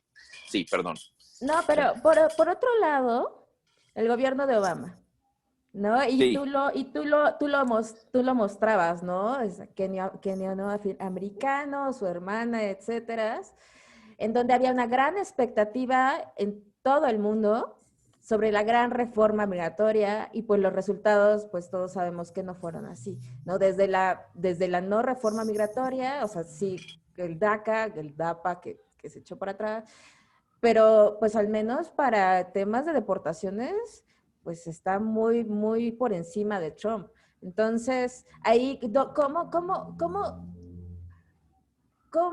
lo explicamos? cómo lo explicas por un lado, pero por otro lado, cómo lo combates? ¿No? Que justo han llegado muchas O lo preguntas al combates, respecto. ¿Cómo lo combates? ¿No? o ¿Cómo lo es combates. generar estrategias de reintegración a nivel cotidiano?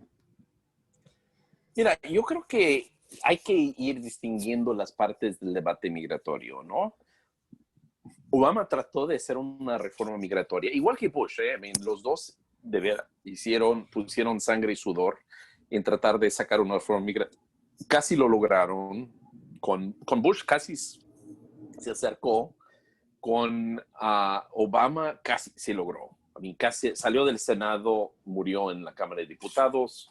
Hay culpas repartidas, yo creo que entre demócratas y republicanos, más a los republicanos, pero los demócratas tampoco cantan malas rancheras por decisiones estratégicas poco audaces. No de Obama tanto, pero en el Congreso. Y es muy complicado porque hay una mayoría que apoya una reforma migratoria de algún tipo en Estados Unidos. Y podemos llegar y hemos llegado ya 3 veces a acuerdos que tienen apoyo mayoritario, pero hay muchas trabas políticas en el sistema. Es muy difícil hacer cambios grandes en la institucionalidad política que tenemos. Necesitas 60% del Senado y necesitas o la líder de la Cámara Baja que esté de acuerdo para que haya un voto, ¿no? Y eso no siempre, esos son dos criterios muy amplios. Pues de mayoría en el Congreso. Hemos tenido una mayoría en la Cámara Baja, pero no siempre un líder dispuesto a dar un voto, permitir un voto, y es muy difícil llegar al 60% del Senado, aunque se logró con Obama. Yo creo que uno puede estar a favor de la migración y de todos modos reconocer que la gente tiene que entrar por la vía legal, ¿no? Y que si están agarrados en la frontera cruzando de forma indocumentada, van a ser regresados a su país. Si necesitan protección internacional, ahí eso es otra cosa, ¿no? Porque, y ahí es donde está el desfase con Obama, pero bueno, mira, yo quiero que todos los que estén aquí sean legalizados, pero tienes que llegar, pero también vamos a tener un control de la frontera. Lo que me preocupa con Trump son dos cosas. Uno es echar para abajo todo el sistema de protección. No hay asilo en la frontera. Estados Unidos, México ahorita. Yo creo que eso es ilegal, según nuestras leyes, es contra nuestras obligaciones internacionales y es moralmente incorrecto, porque hay gente que merece la protección internacional, que llega a la frontera. Entonces, y esa gente sí tiene derecho a entrar, y que se le escucha su caso, y que tiene derecho a audiencia, tiene derecho a ser considerado. Pero uno sí tiene que entrar por la vía legal. O sea, uno puede, yo no creo que es un gran crimen tratar de burlar el sistema y entrar por la vía indocumentada, pero si te agarran, ni modo, ¿no? I mean, eso sí no es un derecho a entrar a otro país sin la norma. Entonces, uno puede ser más duro o menos duro, yo sería más flexible porque no creo que es un gran tema, tampoco no es un gran, pero hay que tener cierto control. Y México lo está haciendo también ahorita, todos los países lo hacen de alguna forma. Eso es diferente de decir, mira, una vez que estás en el país, estás viviendo, tenemos 11 millones de personas viviendo en el país que no tienen documentos. Es una cuarta parte, pero es un montón de gente. Y es productividad perdida, es nerviosismo para los hijos de las personas que viven así, es abuso de los empleadores a ellos, es falta de poder comprar una casa que ayuda a ellos, pero también ayuda a su comunidad. Eso es una política tonta, ¿no? Y eso es ahí, creo que donde Obama y Bush estaban de acuerdo. Sí controlamos la frontera con asilo, con permisión de protección, pero si la gente ya está viviendo aquí, no los vamos a echar. Entonces, mejor los legalizamos, ¿no? Y yo creo que eso es la tarea pendiente, ¿no? Es cómo legalizamos la gente que está en el país. Entonces, eso debe ser la prioridad, porque eso es la gente que al final de cuentas ya ha hecho su vida ahí. Puede ser que no, puede ser 11 millones de un golpe. Entonces, ¿dónde empiezas? Empiezas con la gente que tiene DACA y TPS, que TPS es el permiso temporal de permanencia de salvadoreños, hondureños, haitianos. Eso es 1 millón. Empiezas con los que están casados con norteamericanos o con personas que tienen residencia permanente. 1.3 millones de documentados. Ahí tienes 2.3 millones. Legalizas. Yo metería a la gente que tiene más de 15 años en Estados Unidos. Yo no sé la cifra, pero eso ha de ser 3, 4 millones también. Dice, mira, si tienes 15 años aquí, bueno, o 10 años, a lo mejor empezamos, negociamos 10, tú dices 20 y terminamos en 15, ¿no? Bueno, legalizas otro 3, 4.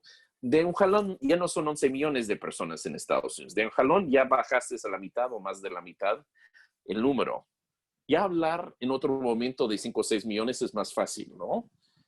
Y además, entonces yo creo que por ahí va a ir si gana Biden. Yo creo que por ahí va a ir el debate. No van a legalizar a 11 millones porque ese debate siempre termina mal, pero van a empezar a buscar poblaciones discretas que son bastante, que la mayoría de gente tiene empatía. Bueno, tienes 15 años aquí, claro, ¿no?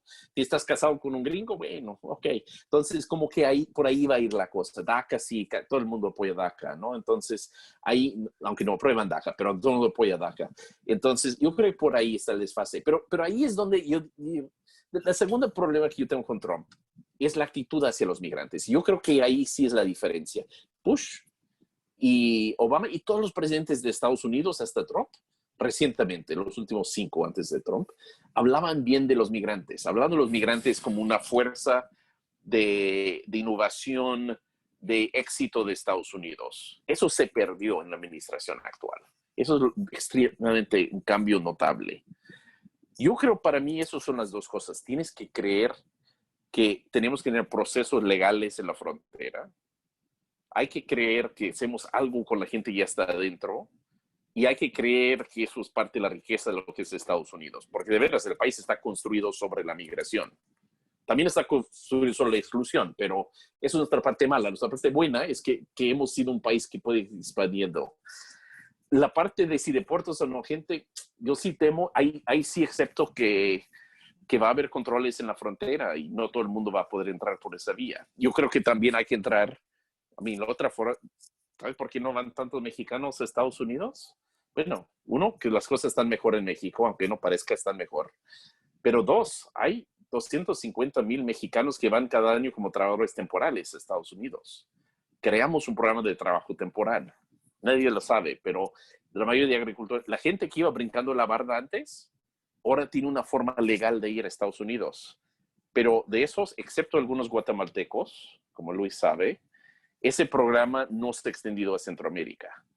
Entonces, y no por razones del gobierno, por razones más del mercado. Pero no se hizo ningún... Si eres centroamericano, tu opción es quedarte en tu país, brincar la barda, pedir asilo. Bueno, si tu razón no es protección, no puedes pedir asilo, no te quieres quedar porque tienes temor a la pandilla o ya no rinde la cosecha, te queda nada más de brincar la barda. ¿Qué tal si entramos con un programa que te permite ir a trabajar? Eso en México funcionó. Y yo creo que es una de las grandes razones que los mexicanos no brincan la barda. Porque, bueno, si yo quiero ir a trabajar, si mi objetivo es hacer dinero, sí hay una forma de llegar. Entonces, el control funciona mejor si le pones algunas puertas. Si vas a hacer una barda, ponle muchas puertas que la gente puede entrar y así no tiren la barda. Justo están llegando muchísimas opiniones, preguntas, dilemas sobre el MPP, sobre todos estos controles que se están poniendo en la frontera y que se están recrudeciendo a raíz del COVID, ¿no? O sea, de las grandes excusas para poder seguir fortaleciendo pues toda esta barrera migratoria, ¿no? O sea, va completamente en contra de todo lo que tú nos cuentas de la propia historia de Estados Unidos, pero finalmente es una violación de derechos humanos. Estados Unidos tiene derecho a autodeterminarse. México, ¿qué rol tiene al respecto? Mire, yo creo que MPP y los acuerdos con los gobiernos centroamericanos son contrarios a la ley norteamericana. Yo no soy abogado, pero trabajo con abogados y estoy convencido que no puedes meter gente que está pidiendo asilo, no puedes enviarlos a un país que no tiene un sistema de asilo funcional, ni condiciones en terreno que permiten que estén protegidos, aunque les des asilo. Con todo perdón a Luis y todos los guatemaltecos aquí, pero creo que estás de acuerdo, Luis, que Guatemala no es un país de creíble de asilo en este momento. Entonces yo creo que es un error, yo creo que no es justo, ni tiene lógica, ni es legal enviar a alguien que está pidiendo asilo en Estados Unidos a esperar en México. Yo creo que hay muchas formas en que eso mina el debido proceso de los juicios migratorios. Entre otras cosas, no han podido mantener comunicación con estas personas, ¿no? Entonces, a mí simplemente de forma logística vas perdiendo contacto y la gente va perdiendo sus citas y todo eso. Y mucha gente sí está sujeto a violencia mientras espera su citatorio. Entonces, yo creo que eran estrategias muy fallidas. Yo creo que todas las estrategias para quitar el acceso a asilo son en la vía incorrecta, ¿no? A mí, un país tiene que tener un sistema de asilo. Lo que hay que hacer es fortalecer el sistema de asilo para que haga decisiones en tiempo más o menos razonable, ¿no? Que sea eficiente, que tome decisiones en un periodo razonable para la gente, para que no desaparezcan Porque es un problema. Si dices, te voy a dar una decisión en 3 años, generas un incentivo para que la gente use el sistema de asilo como forma de legalización laboral. Eso no es sano, pero eso no quiere decir que quitas el sistema, quiere decir que reformas el sistema. Eso es un camino que decidieron no tomar, decidieron outsource el sistema. El gobierno mexicano pudiera haber peleado esto. Yo creo que el problema con MPP, y lo he escrito, entonces yo sé que ofendo a la gente del gobierno mexicano con esto, pero lo he escrito antes y lo he dicho públicamente. Yo creo que el error fue aceptar inmediatamente que se iba a hacer esto antes de que entrara en funciones el gobierno de López Obrador.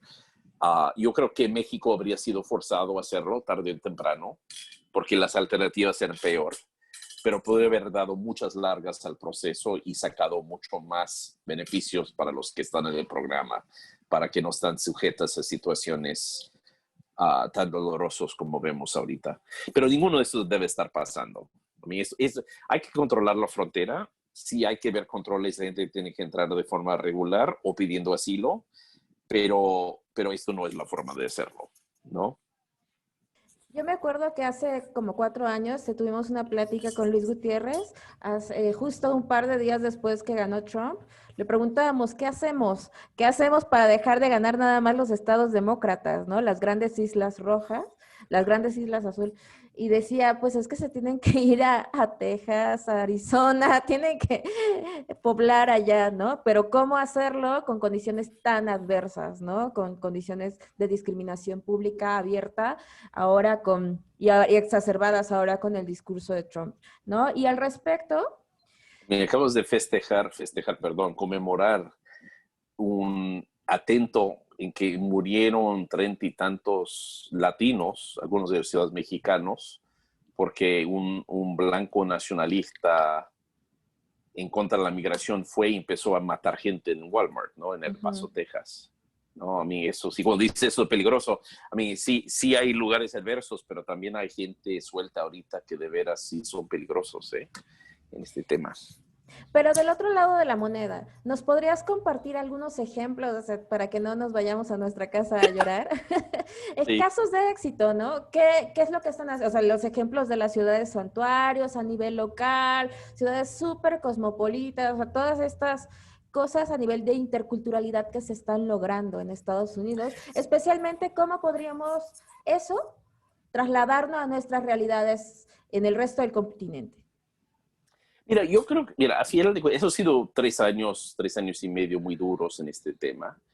Y yo no entro en política partidista, somos nosotros una institución no partidista, entonces yo no me meto en eso, pero la política migratoria sí hemos sido muy públicos de que hay que hablar de distinta forma de la inmigración y hay que actuar de distinta forma. Y esto ha sido un echado revés en lo que hemos visto con republicanos y demócratas en otro momento. Esto dicho, Estados Unidos sigue siendo un buen lugar para la mayoría de migrantes, ¿no? La gran mayoría de migrantes llegan a Estados Unidos. A mí, por algo la gente llega, ¿no? Y yo temo un poco que estamos espantando a la gente también. A mí, yo quisiera que la gente siga queriendo llegar a Estados Unidos. Hasta ahora sigue así. Va a llegar un momento en que logramos espantar a todo el mundo y nadie más quiere llegar. Y eso nos va a perjudicar profundamente. Entonces, ojalá cambiemos de rumbo. Pero hasta ahora sigue siendo un lugar que mucha gente quiere llegar. Y me acuerdo, me contó un conocido mío, de hecho cuando estaba haciendo investigación en Hazleton, había una sola persona ahí que creció en su generación que no era blanco y era hindú, era hijo de un pastor hindú en Hazleton. Entonces nos conocimos y ahora es un empresario muy exitoso en Nueva York. Y nos conectó un amigo hindú americano. Y estaba hablando con él y me contó su historia. Y su papá llegó a Estados Unidos en los años 60 de la India. Y le habían ofrecido primero ir a Inglaterra, a vivir a Inglaterra, y decidió no ir. Y esperó hasta que salió su petición para llegar a Estados Unidos. Y no me acuerdo por qué era su petición, pero había hecho un petición de visa. Y dijo, mira, mi papá no quería llegar a Inglaterra porque nunca pensó que podría volverse inglés. Pero pensó que llegando a Estados Unidos sí podría volverse norteamericano. Y mi papá vivió muchas vejaciones en Hazleton, Pennsylvania, como pastor ahí. Nadie más era el único inmigrante en ese tiempo de piel café. En ese tiempo había otros inmigrantes, pero el único de Asia en ese tiempo. Pero siguió creyendo que Estados Unidos es un gran lugar para vivir. Y sigue siendo cierto. Hay las barreras de entrar. Una de las cosas raras ahorita en la pandemia es que los indocumentados, los inmigrantes, tienen un nivel de desempleo mayor que los nativos. Pero normalmente en Estados Unidos los inmigrantes tienen una tasa de empleo mucho mayor que los nativos. Los inmigrantes llegan a trabajar y encuentran trabajo en Estados Unidos, ¿no? Yo me acuerdo, ya para contarles otra anécdota de la familia, pero fuimos a ver un terreno en un lago un día, mi esposa y yo, que llegamos ahí en Virginia y pensamos que iba a ser un grupo de gente blanca ahí. Entonces íbamos una familia media latina y entonces, estamos entrando en un terreno que va a ser muy poco diverso. Y absolutamente no. La que quería ver el terreno eran los más diversos que pueden ser afroamericanos, hindúes, latinos, todos. Y terminamos sentados al lado de una familia guatemalteca, que ha de haber sido indígena además.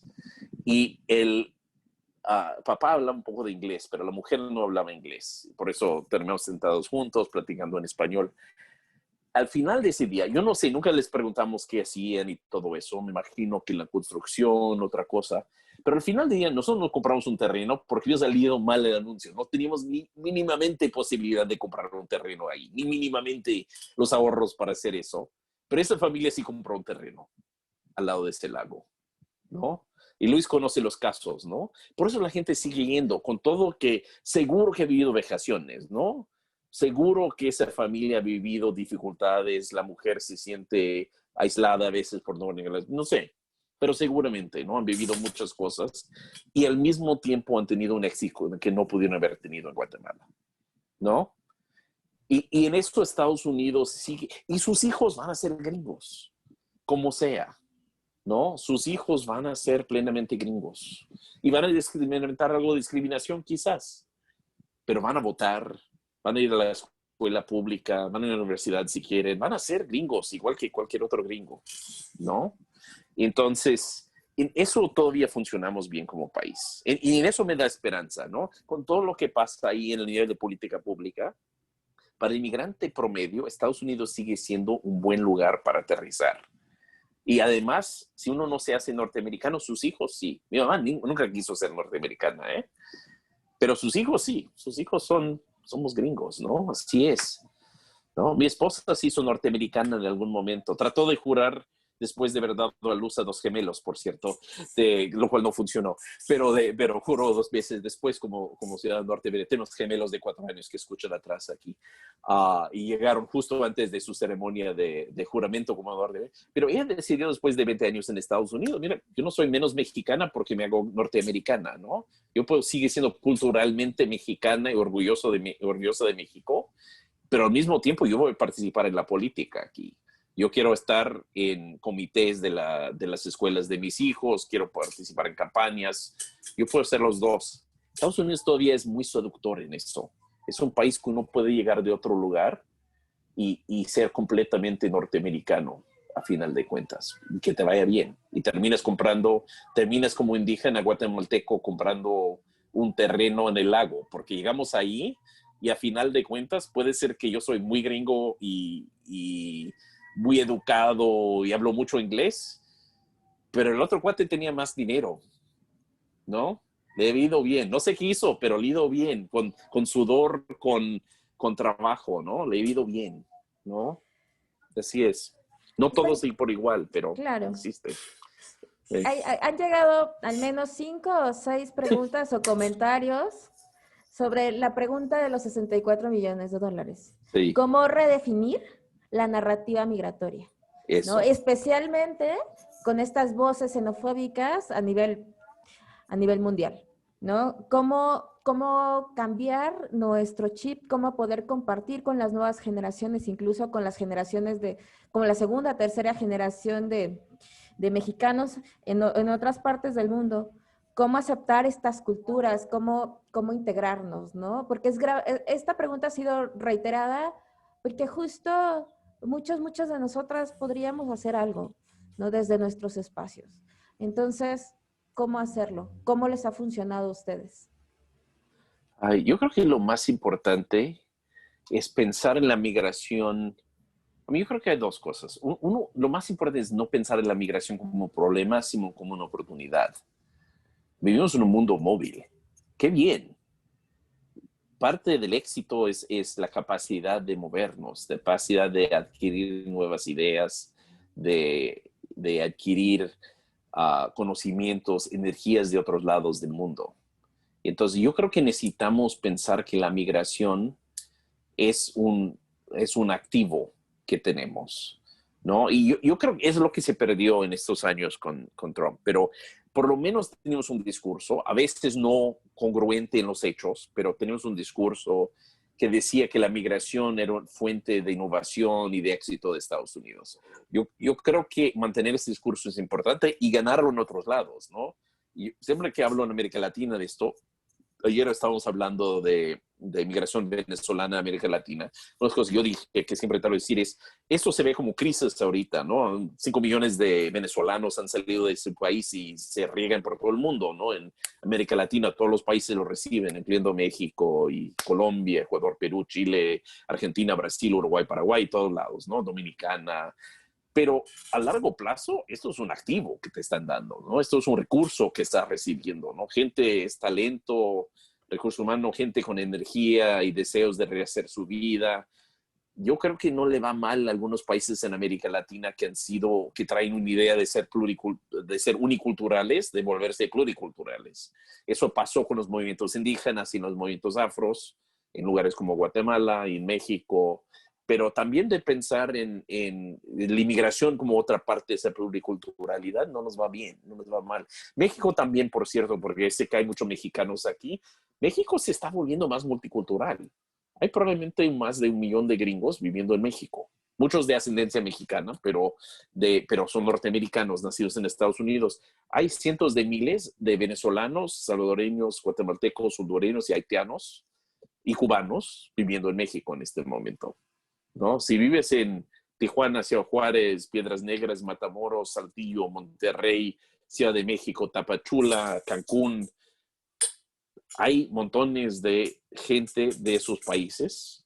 Si estás en Tijuana son haitianos, si estás en Ciudad Juárez son cubanos, si estás en Tapachula son africanos, si estás en Cancún son hondureños y venezolanos, si estás en Monterrey son venezolanos. La textura es diferente, pero de pronto México se está volviendo un país de inmigración ligero. Qué bien. Yo creo que eso es positivo. Yo creo que es uno. Dos, yo creo que sí hay que luchar contra las medidas que de veras son negativas. Hay que luchar por legalizar la gente. A mí, de veras, es un lastre para Estados Unidos tener 11 millones de personas que no tienen documentos. Es un lastre económico. Es un lastre a la democracia. Hay que luchar contra eso, ¿no? Hay que luchar para cambiarlo, ¿no? Hay que luchar por los de DACA. Hay que luchar para mantener el sistema de asilo. Yo creo que esas luchas son importantes y muchas veces son los mismos inmigrantes que están en la vanguardia de esas luchas. Fíjate que hay otras 2 preguntas, comentarios, reflexiones que también, y ya para ir cerrando esta gran sesión es, híjole, por un lado, ¿cómo desde nuestros países nos protegemos de también yo creo que es una pregunta súper complicada, ¿no? ¿Cómo nos protegemos de los amagues económicos, de las amenazas y pues de todas estas restricciones que Estados Unidos pone, por ejemplo, en México, que todos saben, bueno, amenazó con incremento de aranceles y el gobierno mexicano entró en pánico, ¿no? Estas amenazas son recurrentes con otros países, ¿no? Eso es como por un lado, ¿cómo podemos protegernos, ¿no? En esta competencia tan desigual, eso es como por un lado. Y por otro lado, ¿consideras que conocer toda esta estrategia de intervención gringa a nivel mundial ayudaría a cambiar un poco la mentalidad sobre la migración, ¿no? En esta lógica calvinista, ¿no? De mandato divino. Mira, yo creo que con Trump es muy difícil. Trump decidió que su tema número 1 era la migración y ningún país ha querido lidiarse con él. Guatemala, El Salvador, Honduras es muy difícil porque son países con un poder desigual frente a Estados Unidos. Yo creo que México sí tiene mucho poder frente a Estados Unidos. México siempre, y hay muchas instancias de eso es mi libro también, ¿no? Aunque mi libro es más cultural, pero un poco eso, que México sí influye en Estados Unidos en la vida diaria. México no es un actor secundario en la vida de Estados Unidos, México es un actor imbricado en la vida de Estados Unidos y es un país que Estados Unidos necesita, igual que México necesita a Estados Unidos. Lo que pasó es que López Obrador dijo, mira, yo podría pelearme con Donald Trump en migración, pero no es mi tema número 1, es su tema número 1 y lo voy a perder, ¿no? Voy a terminar pasando mi gestión peleando por temas migratorios y no quiero. Yo no estoy de acuerdo con su decisión, no estoy diciendo, pero yo entiendo su lógica como político, ¿no? Dijo, mira, bueno, si él está dispuesto a hacer cualquier cosa para imponerse en este tema, y no es mi tema número 1, le voy a dar por su lado y voy a enfocarme en mi Tren Maya y otras cosas, ¿no? Entonces, no sé, pero Yo creo que en momentos menos extraños, esto es un momento atípico. Ningún otro presidente de Estados Unidos ha sido tan fanático ni a favor ni en contra de la migración. A mí nunca es un tema número uno para el pueblo de Estados Unidos. Esto es un momento muy atípico. Y no es el tema número uno para el pueblo de Estados Unidos, por cierto. Y ha ido bajando con COVID. Y es el tema número uno para Trump. Entonces es un momento atípico. Pero creo que hay mucho que nos pueden enseñar.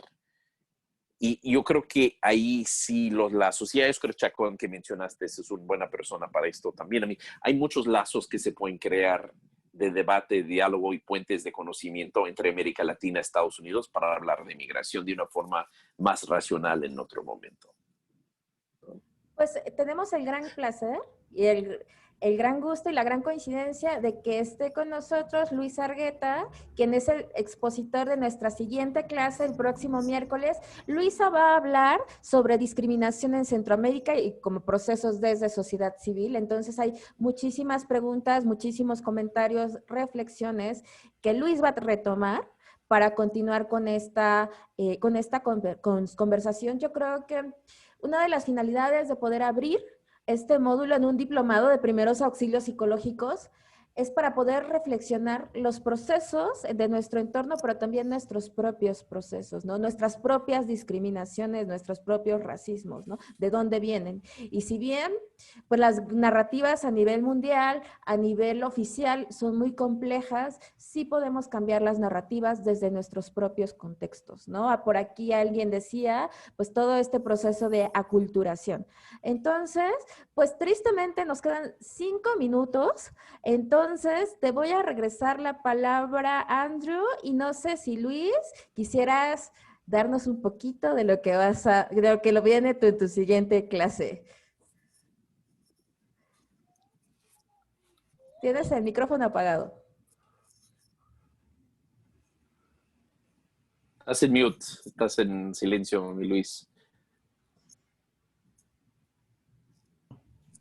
Digo que ante la clase magistral de Andrew, no puedo dejar de sentirme un poco intimidado, pero al mismo tiempo muy motivado a darles una perspectiva desde mi experiencia, tanto en esos pueblos de que habla Andrew, esos pueblecitos en Minnesota y en Iowa, donde si no fuera por los migrantes guatemaltecos, serían pueblos fantasmas, ¿no?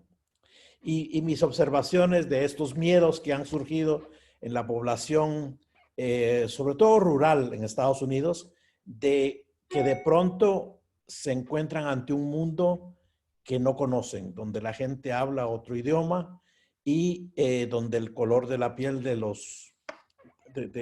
mucha gente a su alrededor es diferente. Al mismo tiempo que ven que la Walmart, como dicen, pues está pujante y que la economía del área ha subido por los migrantes.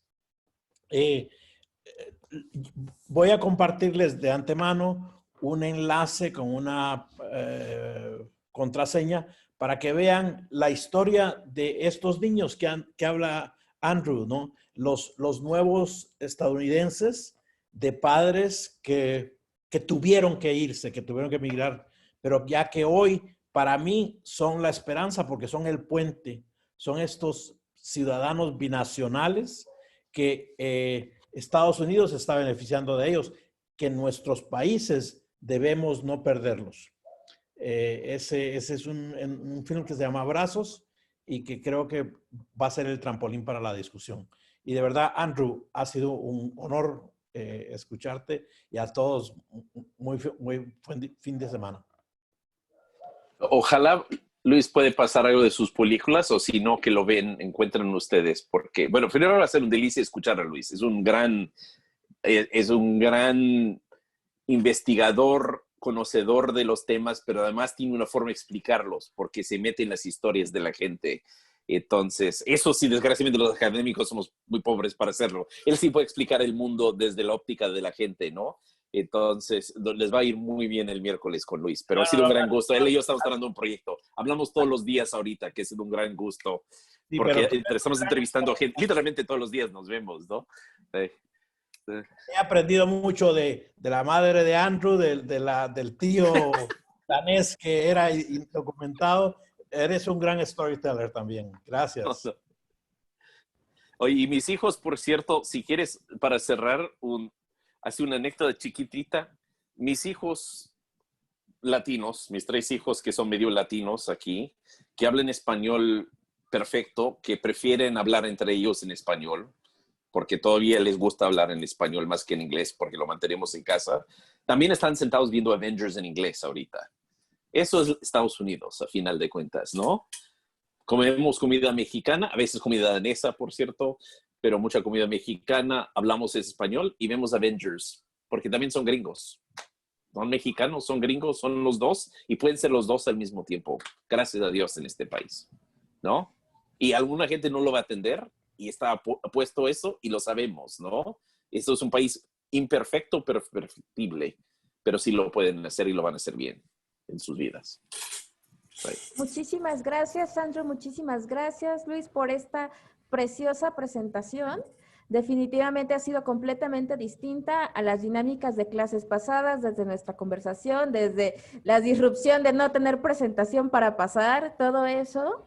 Muchísimas gracias. Y bueno, también esta clase y todo el diplomado está siendo interpretado en inglés, ¿no? Yanira Arias, también de Alianza Américas, justo una de las cosas que nos compartía es que poder escuchar en el idioma que tú quieras es una parte de justicia, ¿no? Una parte de justicia social. Entonces, pues para ello tenemos una red de intérpretes que de manera voluntaria, solidaria y profesional hacen esa interpretación. El día de hoy le quiero agradecer a Vero Mondragón y a Pati Chárraga que están en sus voces en el canal en inglés. Muchísimas gracias. Y como ustedes saben, este diplomado se da gracias a la suma de muchísimas voluntades y de la solidaridad de muchísimas personas y muchísimas instituciones. Esperamos tenerte de vuelta pronto, Andrew. Y Luis, te voy a compartir todas las preguntas y comentarios que están por acá para ver qué podemos retomar en tu clase. Feliz fin de semana. Muchísimas gracias a todos. Saludos y muy buenas tardes. Hasta luego. Buenas tardes. Y Luis, Bye. nos vemos el lunes seguro. Chao, Andrew, sí. Bye. Chao, hombre.